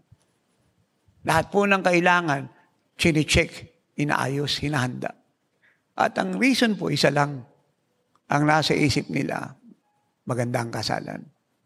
At ang object po ng pag-iisip na yan, ng magandang kasalan, ay yung bride at yung groom. Tama po ba yun? Ganyan ang gusto ng Lord. Bababa na siya, pakakasalan niya tayo. Kaya nga tayo irarapture kasi pakakasalan niya tayo. Ang puso at isip natin dapat nasasabik sa Kanya. Siya lang iniisip natin. Isa po ito sa pinakamabigat na revelation in this end time. The Lord Jesus Christ wants His bride to think of Him day and night, night and day, to be Jesus conscious. Gusto po niya na tayong pakakasalan niya, ang puso at isip natin nasa Kanya. Araw at gabi, gabi't araw. Kagaya ng dalawang malapit ng ikasal, sabik sila sa bawat isa. Ang iniisip ni brother si sister at ang iniisip ni sister si brother. At yung mind po nila nagtagpo. Saan po nagtagpo? Sa petsa at araw, oras na sila ikakasal. Pinapanabikan po nila yung pagdating ng araw na yun. Yan po ang rapture. Yung sabik na sabik tayo sa pagdating ni Jesus. Maniwala po kayo, kahit marami kang blessing, makakalimutan mo yung paglagi mong kasama si Jesus. Eh, alam niyo, nung early years ko sa Lord, wala naman kami ni nanay lahat eh. Yung bahay namin, maliit, mini bungalow. Wala namang laman yun eh. Wala namang mga soparon eh. Lamesa lang naman yung nando doon. Nagsimula kami. Wala lahat. Pagkain, kaya nga si nanay, umalik kasi namamayat eh. Sawa na siya ron sa sibuyas, kamatis, tuyo. Kahit anong ikot ko ng toppings ng kamyas, ayaw na ni nanay, pinagsawaan niya. So, pero hindi ko problema po yung pangangailangan. Busy ko sa Lord. Doon mo lang maintindihan yung totoong peace eh. Actually, ang una nakadiscover dyan, si Mary. Naunawaan niya kung ano yung sinasabi ng Lord sa salitang, my peace I give to you. Naintindihan po ni Mary yun. Naintindihan ko rin yun. Yung joy. Makukuha mo lang ang true joy at true peace when you walk in love. Ulitin ko ha. It is only when you walk in love, you will know, experience and enjoy true peace and true joy from God. The joy and the peace that Christ offered to you when you walk in love. At sino yung unang object ng love mo? Sino? Si Jesus. Mark 12:30. You shall love the Lord your God with all your soul, heart, mind, and strength. Your whole being. And doon po yung true joy and true peace. Kaya kahit yun po yung kalagayan namin ni nanay, puno po ako ng kapayapaan at kagalakan. Si nanay, hindi. Miserable buhay niya. Kasi yung communion niya, bagsak. Hindi siya malalim sa Lord. Ako hindi. Wala akong pakialam kung may pagkain sa lamesa o wala. Ibindo, concern ako sa pangangailangan namin, sa palang anak namin noon si Rapi. Lalo na pag-iiyak si Rapi. Pero hindi po ako nawawala ng kapayapaan at kagalakan. Because I've been with Jesus. Yung peace niya, nag-ahari sa life ko, yung joy niya. Ayun. Sobra ng yaman natin. We have everything in life. Parehas lang din. Ang peace at joy galing pa rin sa Lord. Kakalimutan mo pa rin na marami ka palang biyaya, marami kang ginagamit na Amerikana, sasakyan, kasuotan, relo, everything in life. Hindi mo naisip yun. Ang joy ng Lord, ang na-enjoy mo. Yung peace. Bunga ng presensya niya. Na naghahari sa buhay mo, nahayag sa iyo, at ini-enjoy mo pa ulit-ulit. Amen. At ando doon po yung mahinahong pasya. Alam niyo, nagkakamali tayo sa pasya pag nagmamadali tayo eh. Stressful po yun. Yung nakakarry out po tayo ng sitwasyon, nagmamadali tayo magplano, solusyon nga agad na para bang alam mo na lahat. Yun po iniwasan ko sa buhay namin ni nanay. Yung alam na namin lahat. Kasi kung alam mo na lahat, di ang dami ng Diyos ngayon. Nadagdag ka pa. Kasi alam mo na lahat eh. Ang alam ko, nakakaalam lang ng lahat. Hanggang the Father, God, the Son, God, the Holy Spirit, pero hindi ikaw. Amen. So, siya lang nakakaalam ng lahat. At gusto niya, nagtatanong tayo sa Kanya. Paano ba tayo kinakausap ng Diyos? Marami pong kaparaanan. Una, sa pamamagitan ng panaginip. Ikalawa, sa pamamagitan ng vision. Pangitain. Ikatatlo, sa pamamagitan ng pangyayari. Kagaya ng yung asno ni Balaam, ayaw nang lumakad. Ginamit ng Lord yung asno, yung sitwasyon, kasi ayaw niyang tumuloy si Balaam. May angel na nakaharang sa dadaan nila, may sandata, islaughter sila Balaam, kaya ayaw ng asno na tumuloy. So ginagamit ng Diyos yung kasi hindi niya will yung gagawin ni Balaam. Naunawaan niyo po ako. Paano tayo kinakausap? Sa pamamagitan ng mga preaching, ng mga librong binabasa niyo, sinulat ni tatay, yung pakikinig niyo sa Facebook, sa YouTube, yung pagbabasa niyo ng mga magazine na yan, kinakausap niyo tayo rin kasi Word of God yan. Paano niyo tayo kinakausap? Pag nagbabasa tayo ng Bible. Nagsasalita siya sa pamamagitan ng salita niya. At paano niyo tayo kinakausap sa pamamagitan ng Holy Spirit na nakatira sa atin. Are you with me? So,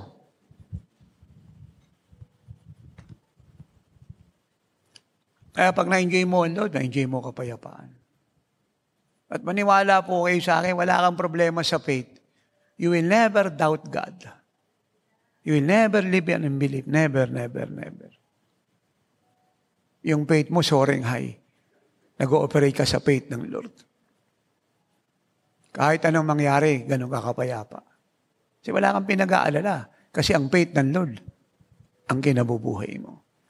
Alam na alam mo na ang solusyon ay kasama mo. At ang sagot sa panalangin mo ay parating na. Are you with me?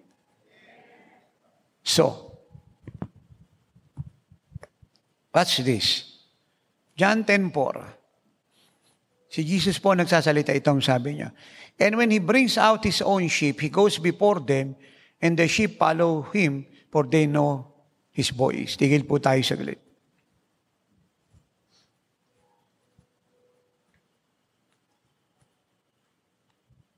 Ginamit po ng Panginoon po yung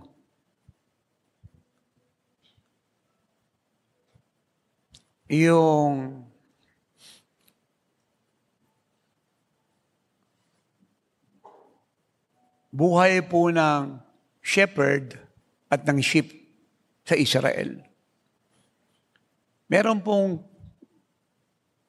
nilalagyan ng mga sheep, ang tawag puro na sheep pen or sheepfold.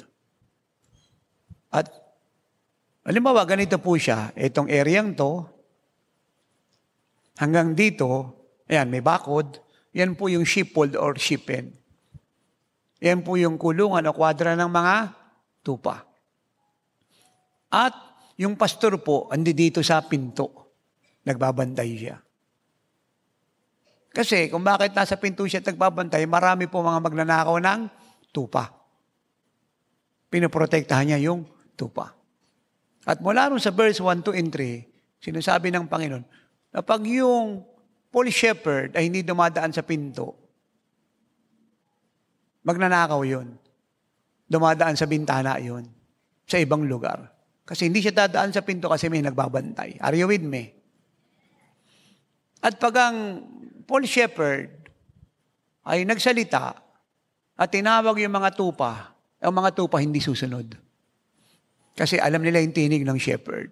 Are you with me? Naintindihan niyo po ako. Natututo tayo. Ay kung bakit hindi pa siya sumusunod sa tinig ng Paul shepherd, kasi stranger yun. Alam niya ang tinig ng shepherd. At yun ang ibig sabihin ng Lord.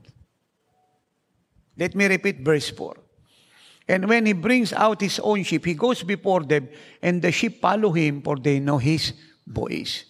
So, lumabas na po yung shepherd, dadali niya na po ito sa pasture land yung mga tupa, at sinabi ng shepherd, come, follow me. Susunod po lahat yan. Bakit sila susunod? Because they know His voice. Pag lagi mong kausap ang Lord, alam mo tinig niya. Hindi ka maloloko at hindi ka magtatanong kung diablo kausap mo si Jesus. Marami pong comparison. Una, yung tinig ng diablo magaspang. Totoo po ito. Yung tinig ng diablo, mabalasik. Nangungundi na. Nag-aakusa. Magaspang, mabalasik. Matalas. Alam mong hindi sa Diyos. Ang tinig ng Lord, kahit nagkulang ka at nagkasala ka, malambing. Maamo. Puno ng pag-ibig. Kung ikukore ka niya, hindi ka niya kukundinahin. Dadaling ka lang niya sa pagsisisi. Talaga magpapalahaw ka ng iyak sa isang simpleng salita niya.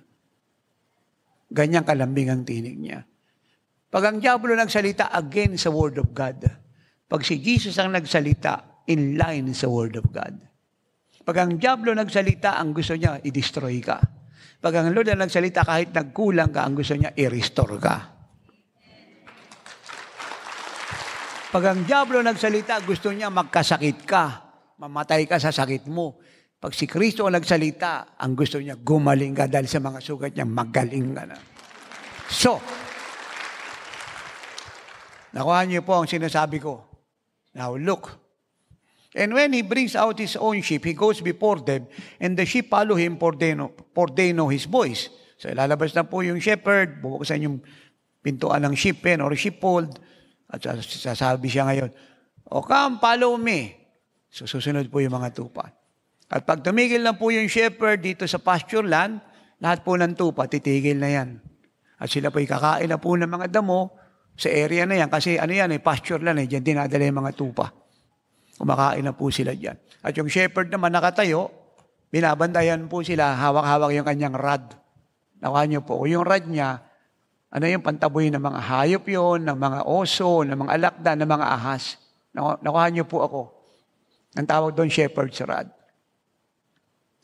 Kaya nung sinabi ni King David yung salitang, your rod and your staff comfort me. Ang ibig niya pong sabihin, yung rod na hawak niya, yun ang ginagamit niya upang yung mga tupa protektahan. Pag may dadating ng mga ahas leon, ginagamit niya yun. Pag yung tupa nawawala, yun din ang ginagamit niya para sila ibalik. Nakuha niyo po ako. Kaya yung rod, simbolo po yan ng protection, judgment, covering, concern, and the release of blessing. Naunawaan niyo po yun. So, ito na po yung shepherd, kumakain po yung lahat ng tupa, binabantayan niya po yan. At pag nakita po ng shepherd na yung kanya pong mga tupa ay full na, nakakain na, so, magsasalita ang shepherd, "Come, let us go back to the sheep pen." Lahat po ng sheep susunod.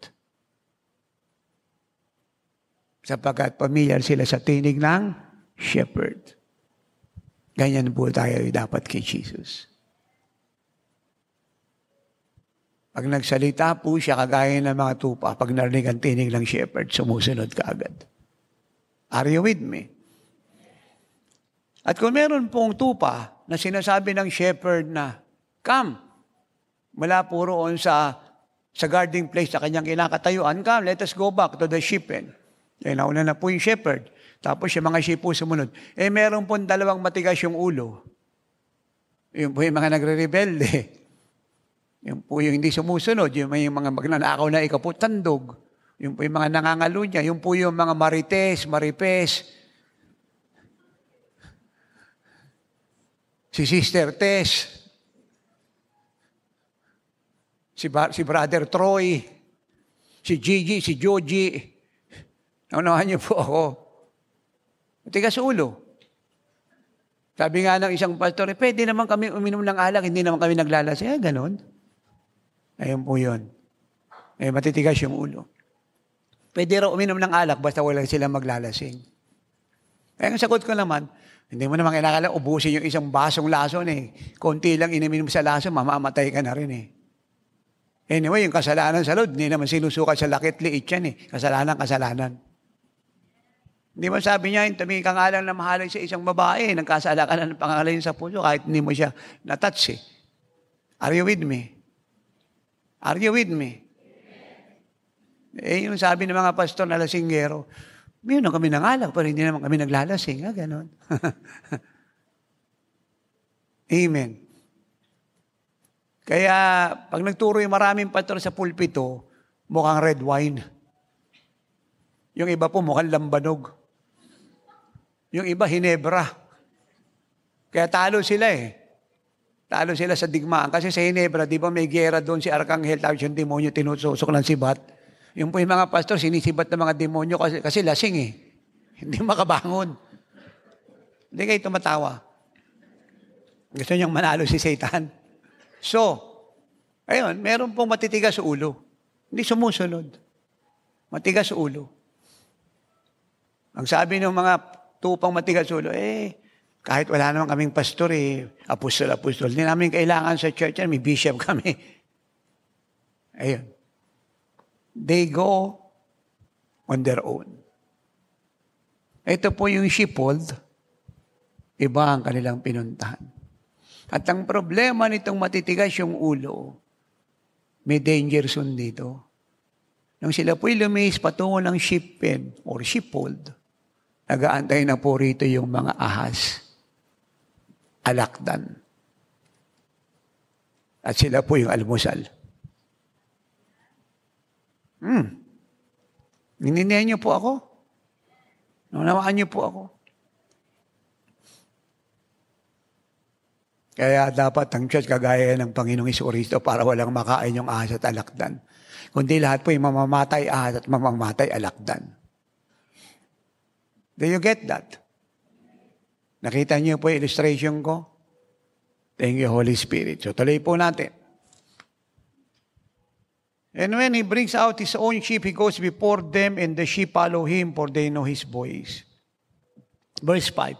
Yet they will by no means follow a stranger, but he will flee from him. Ganda, no?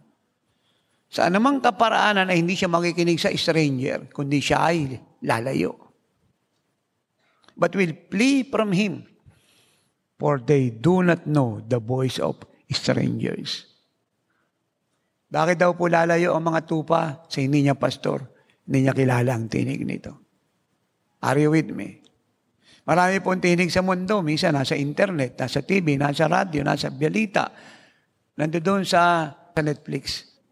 Ang daming Kristiyano, ubos yung oras sa Netflix. Maraming tinig ang mundo. Dangerous po yun. Huwag tayong makinig doon. Kahit maganda offer nun, huwag tayong makinig. Maging stranger sila sa atin. Sa tinig tayo ni Jesus makinig. Ligtas tayo. Sabi ko, sa tinig ni Jesus tayo makinig. Ligtas tayo. Are you with me?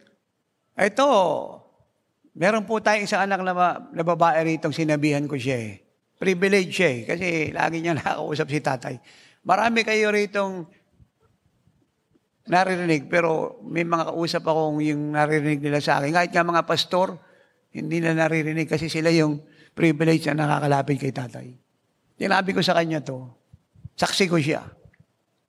Hindi ko alam kung nandito siya o wala, basta saksi ko siya. Sabi ko, mag-e-eleksyon ng Israel.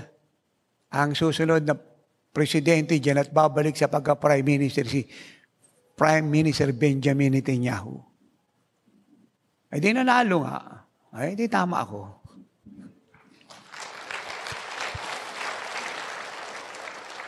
Sabi ko, ikaw ang saksi ha. Sabi ko po sa kanya, wala pang eleksyon. Sinabi ko, mananalo siya uli. Hindi ako nagtaka nung nanalo siya. Sumobra pa nga yung boto niya sa dapat niya maging boto. Makakapag-form na siya ngayon ng bagong government. Ano po ang punto ko? Ba't ko sinasabi? Jesus is coming. So, kung bakit ko po kinukwento yung mga worldwide event, it is simply because yung pong aking pinangangaral ay kinukonfirm na mga pangyayari sa mundo that the Lord is coming. Now, hindi po tayo nagbabago ng end-time theology. Hindi nyo kailangan ng sign or specific sign, kagaya ng tinuturo ng marami, para maniwalang bababa ang Panginoon. Lahat po ng signs na siya'y bababa ay nandito.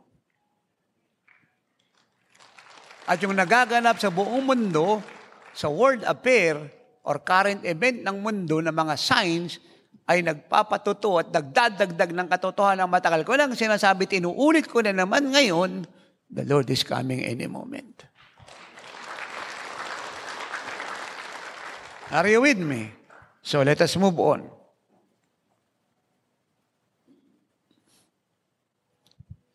Verse 27. Jesus said, my sheep, sabihin natin lahat, I am Christ's sheep. Pakilakas. Isa pa. Ayan. My sheep hear my voice. John 10:27. Red letter po yan sa Bible nyo. Sabihin, pag red letter, si Jesus po nagsasalita. My sheep hear my voice, and I know them. Yan.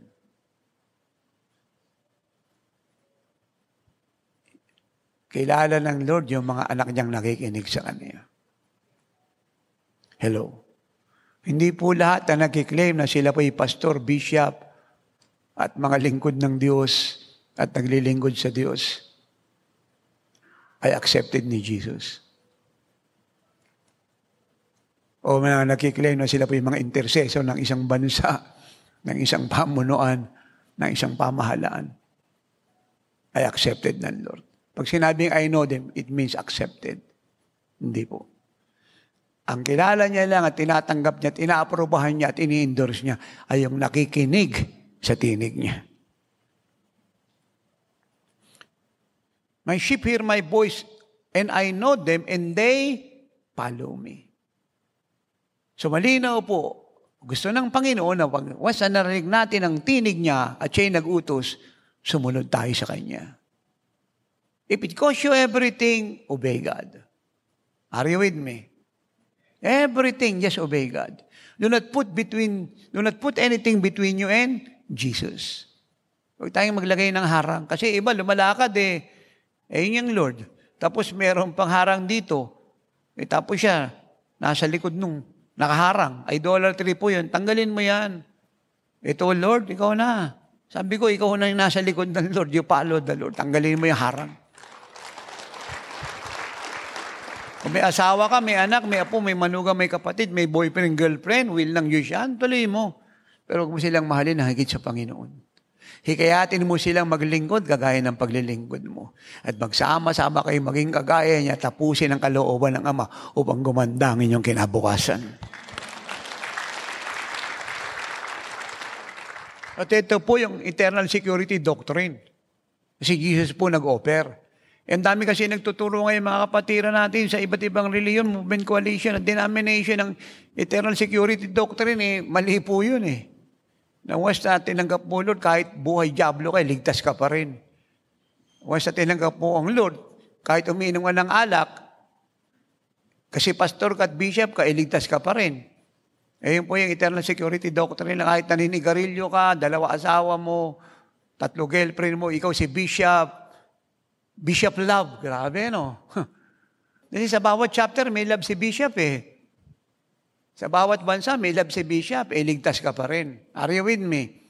Na kahit nagnanakaw ka ng 13 offering, ligtas ka pa rin. Yun po yung maling eternal security doctrine. Amen. Kahit buhay satanista ka, basta tumanggap ka sa Lord, ligtas ka pa rin. Ganyan kalala ang church sa buong mundo. Amerika po yan. Tapos, sa Australia naman, tapos magkaroon sila ng service, pumunta na roon kasi alam niyo sa mga churches, may coffee shop, may canteen. Ito naman, relaxation shop. Naglagay na sila ng table, nagsiupo na sila, mga pastor, mga elder, yung umuupo po ng leadership ng church, umupo sila roon, tapos naglagay na ng red wine, and they drink. But they don't get drunk. They simply drink. Church po yun. Ganyan po siya kalala. Kaya ako sinasabi ko sa lahat, pag sinabi mo sa akin, bishop at pastor ka, wala akong panahon makinig sa titulo mo. Ipakita mo sa akin yung buhay mo. Ipakita mo sa akin. Are you with me? Yung iba naman, purihin ng Panginoon, dami niya ng eroplano. 50 million US dollar. Yung isa, sobra pa sa 50 million US dollar. Aeroplano, ha? Wala ako against doon kung bigyan ka ng Lord ng 10 aeroplano Kasi mayaman ng Diyos Hindi ako ganun ka-stupid kagaya ng iba na, dami niyang aeroplano. Ang pakialam mo kung binigay siya ng Panginoon, hindi naman ikaw yung bumili nun. Kaya lang ang problema nun, at hindi, yun yung sinasabi kong mali. Yung magka-aeroplano ka ng 10, kung binigay ng Diyos yung kahit 20, wala akong problema ron. Kasi mayaman ang Diyos Hindi kita pwedeng sabihan na sobra na ikaw yung Diyos nagbigay nung pinayaman niya si Abraham, wala namang limitasyon Are you with me? So, ang problema nito, bibili siya ng bagong eroplano, nanghingi siya ng pera roon sa TV program, ayun po yung problema noon. Kaya nung makita ng mga unbeliever, ng mga, ano yung ibig sabihin, mga reporter sa Amerika at buong mundo, ayun, persecuted yung church. So, walang masama kung magkaroon siya 10 eroplano o 20, pero yung manghingi ka pa sa television pambili ng eroplano, yun ang hindi mabuti. Si tatay ba, nakita nyo nang hingi sa television pambili ng sasakyan ko? Akong kausap dito. Iyon po yung problema nun. Are you with me? Are you with me? Ang pinangaral niya ngayon sa pulpito, hindi lang si Kristo, kundi eroplano. Ganyan po kalala ang church. Kaya, G.S. Shield, sinasabi ko sa iyo, nung dinala ka ng Diyos sa ministeryong ito, ang palad mo, niligtas ka ng Diyos. Ganyan po kalala ang church sa buong mundo, lalo sa Amerika. Sobra. Pag di ka malalim sa Lord, maniniwala ka ang lahat ng sinasabi ng mga ito, mga men and women of God sa Lord lahat. Sana nga. Ito po ang totoo. Ito ang totoong eternal security doctrine. Ulitin natin dyan, 10:27. My sheep hear my voice and I know them and they follow me. Tuloy po pala muna. Tatay, ano nangyari rin sa 20 pastor na nag-inuman pagkatapos ng church service? Hindi ko po alam kung nalasing. Basta nag-inuman sila. At ang justification nila dyan, habang sila nag-inuman, nagsisharean sila. Pinag-uusapan nila si Jesus sa gitna ng inuman. Tatay, nung pulutan nila, siguro yung diablo pulutan sila. Hindi ko alam kung anong pulutan nila, pero alam ko yung diablo pulutan silang lahat. Yan po ang church. Alalaking ministry yan. Are you with me? Nung makita ko po yung isang pastor sa New York, pastor po ito ng Hillsong Church sa Australia. Pinakita ni John. Ito po yung mga friend, mga celebrity na mga kilala sa buong mundo. Amerika, mga kilalang tao. Mga celebrity, mga friend niya. Sabi ko, John, itong pastor na ito, hindi tatagal sa pulpito. Believe me, son. Ganito to ka-worldly. Tapos ginamit niya pa yung Holy Spirit sa pangangaral. Pero ayos niya. Sa New York po yan, 8,000 congregation. Outreach po ng Hillsong Church, Australia. Hillsong, New York to. Ang lahat ng attendee niya ron, majority celebrity. Sila Justin Bieber, mga kilalang mga sikat na mga artista na sinasabing Christian, pero kung susuriin mo yung buhay, ay, naku. Sabi mo sa katabi mo, ay, naku. Hirapan niwalaan. Okay sa akin yung marami silang tattoo sa katawan, nalilinis naman ng dugo yan ng Lord. Pero yung sinasabi mong Christian ka, nasa mundo ka pa rin at yung ayos mo kamangha-mangha at ni mga langit, yun yung hay nako. Napakahirap tanggapin at paniwalaan. So, di ako nagtaka, isang araw, wala na siya. Ayun. Sumama sa ibang babae. Wala akong kausap dito. Hindi nakakapagtaka yun. Ano naman nangyari sa church ngayon? Pinersecute na naman ng malalaking network sa Amerika.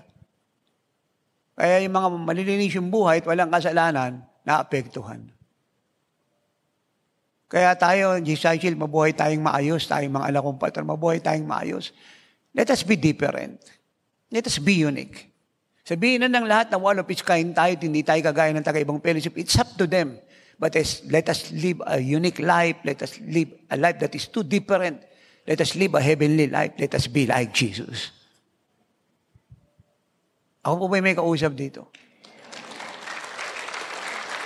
Hindi na mahalaga. Kung sabihin nilang hindi tayo modern, it's up to them.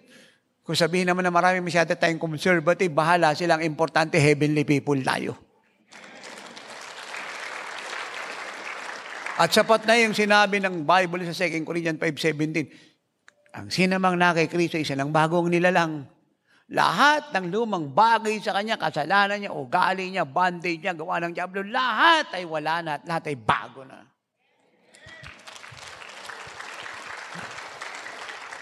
Ang dami pa po niyan. Kaya lang, maubos sa oras ko, papagpatuloy ko pa po siya. Ganyan po siya ka-worse.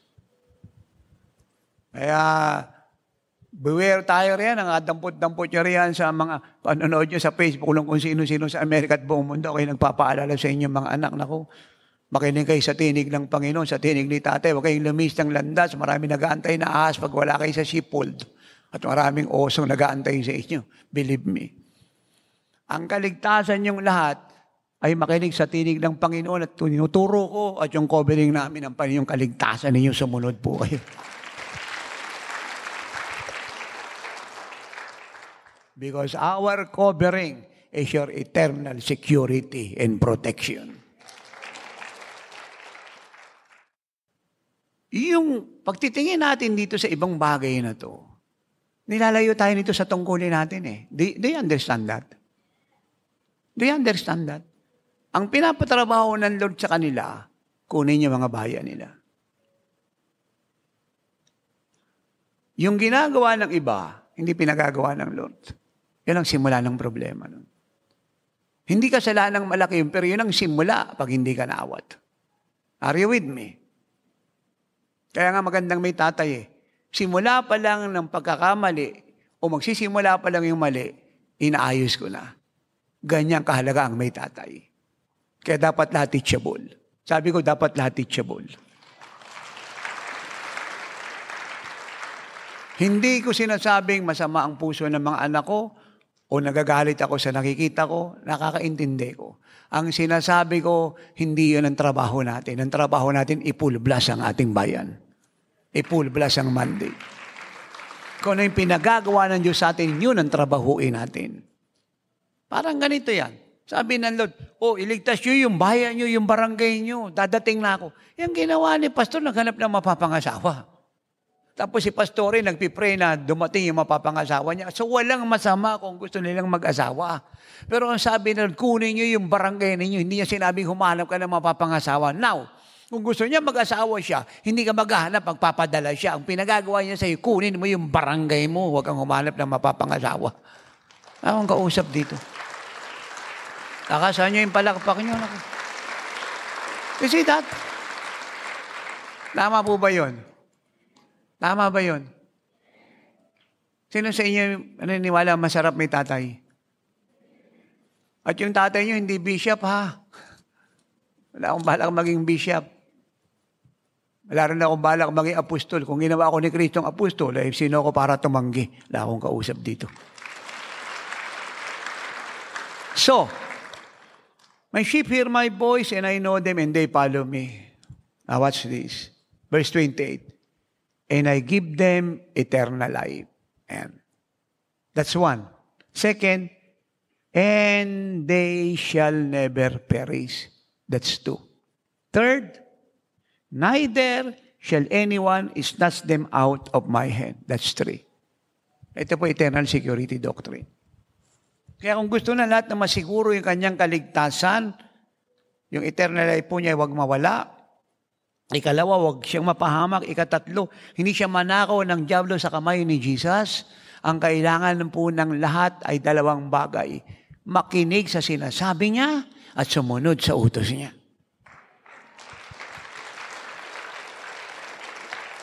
Amen? Now, kung sasabihin sa atin ng mga bishop at pastor na ligtas sila, pati kongregasyon, hindi sila sumusunod sa Lord, hindi sila nakikinig, naawa tayo sa kanila. At pag-pray tayo, mag-aayuno tayo na sila po'y makaranas ng apostolic revival. Deception po yun. Ipagpasalamat nyo, mga anak, na nagtayo ang Diyos ng GCI Shield sa bansang ito. Ipagpasalamat nyo araw at gabi. Dahil ang GCI Shield ay unique na church. Kailangang may lumabas na tatay apostol upang ang gawa ng diablo sa church ay mawala at ang maiwan ay ang gawa ng Panginoong Jesucristo.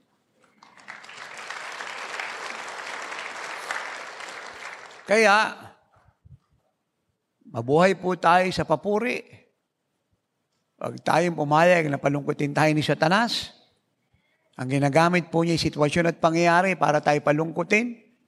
Magpuri ka, sumayo ka, lumundag ka. Praise your way to victory. Kagaya ng ginawa nila Joshua, wala silang ginawa, kundi nagpuri lang, sumigaw, sumayaw, umikot, lumundag, lumukso. At kinilaim nilang they're victorious forever. At yung walls ng Jericho ay nag-collapse. And they plunder Jericho. Wala pong hirap na nangyari sa labanan na yan. Ang Diyos ang nakitigma. Nagpuri lang sila. So ano ang revelation? Sa akin po kayo tumingin. Pag tayo po'y nabubuhay sa pagpupuri at pasasalamat sa Diyos, araw at gabi, lalo na po sa panong nanggugulo yung dyablo, ang Diyos po'y nagtatrabaho. And let me repeat what you hear earlier. Ano po yun? Satan is defeated by our praise. Thanks for listening to Miracle Hour Podcast.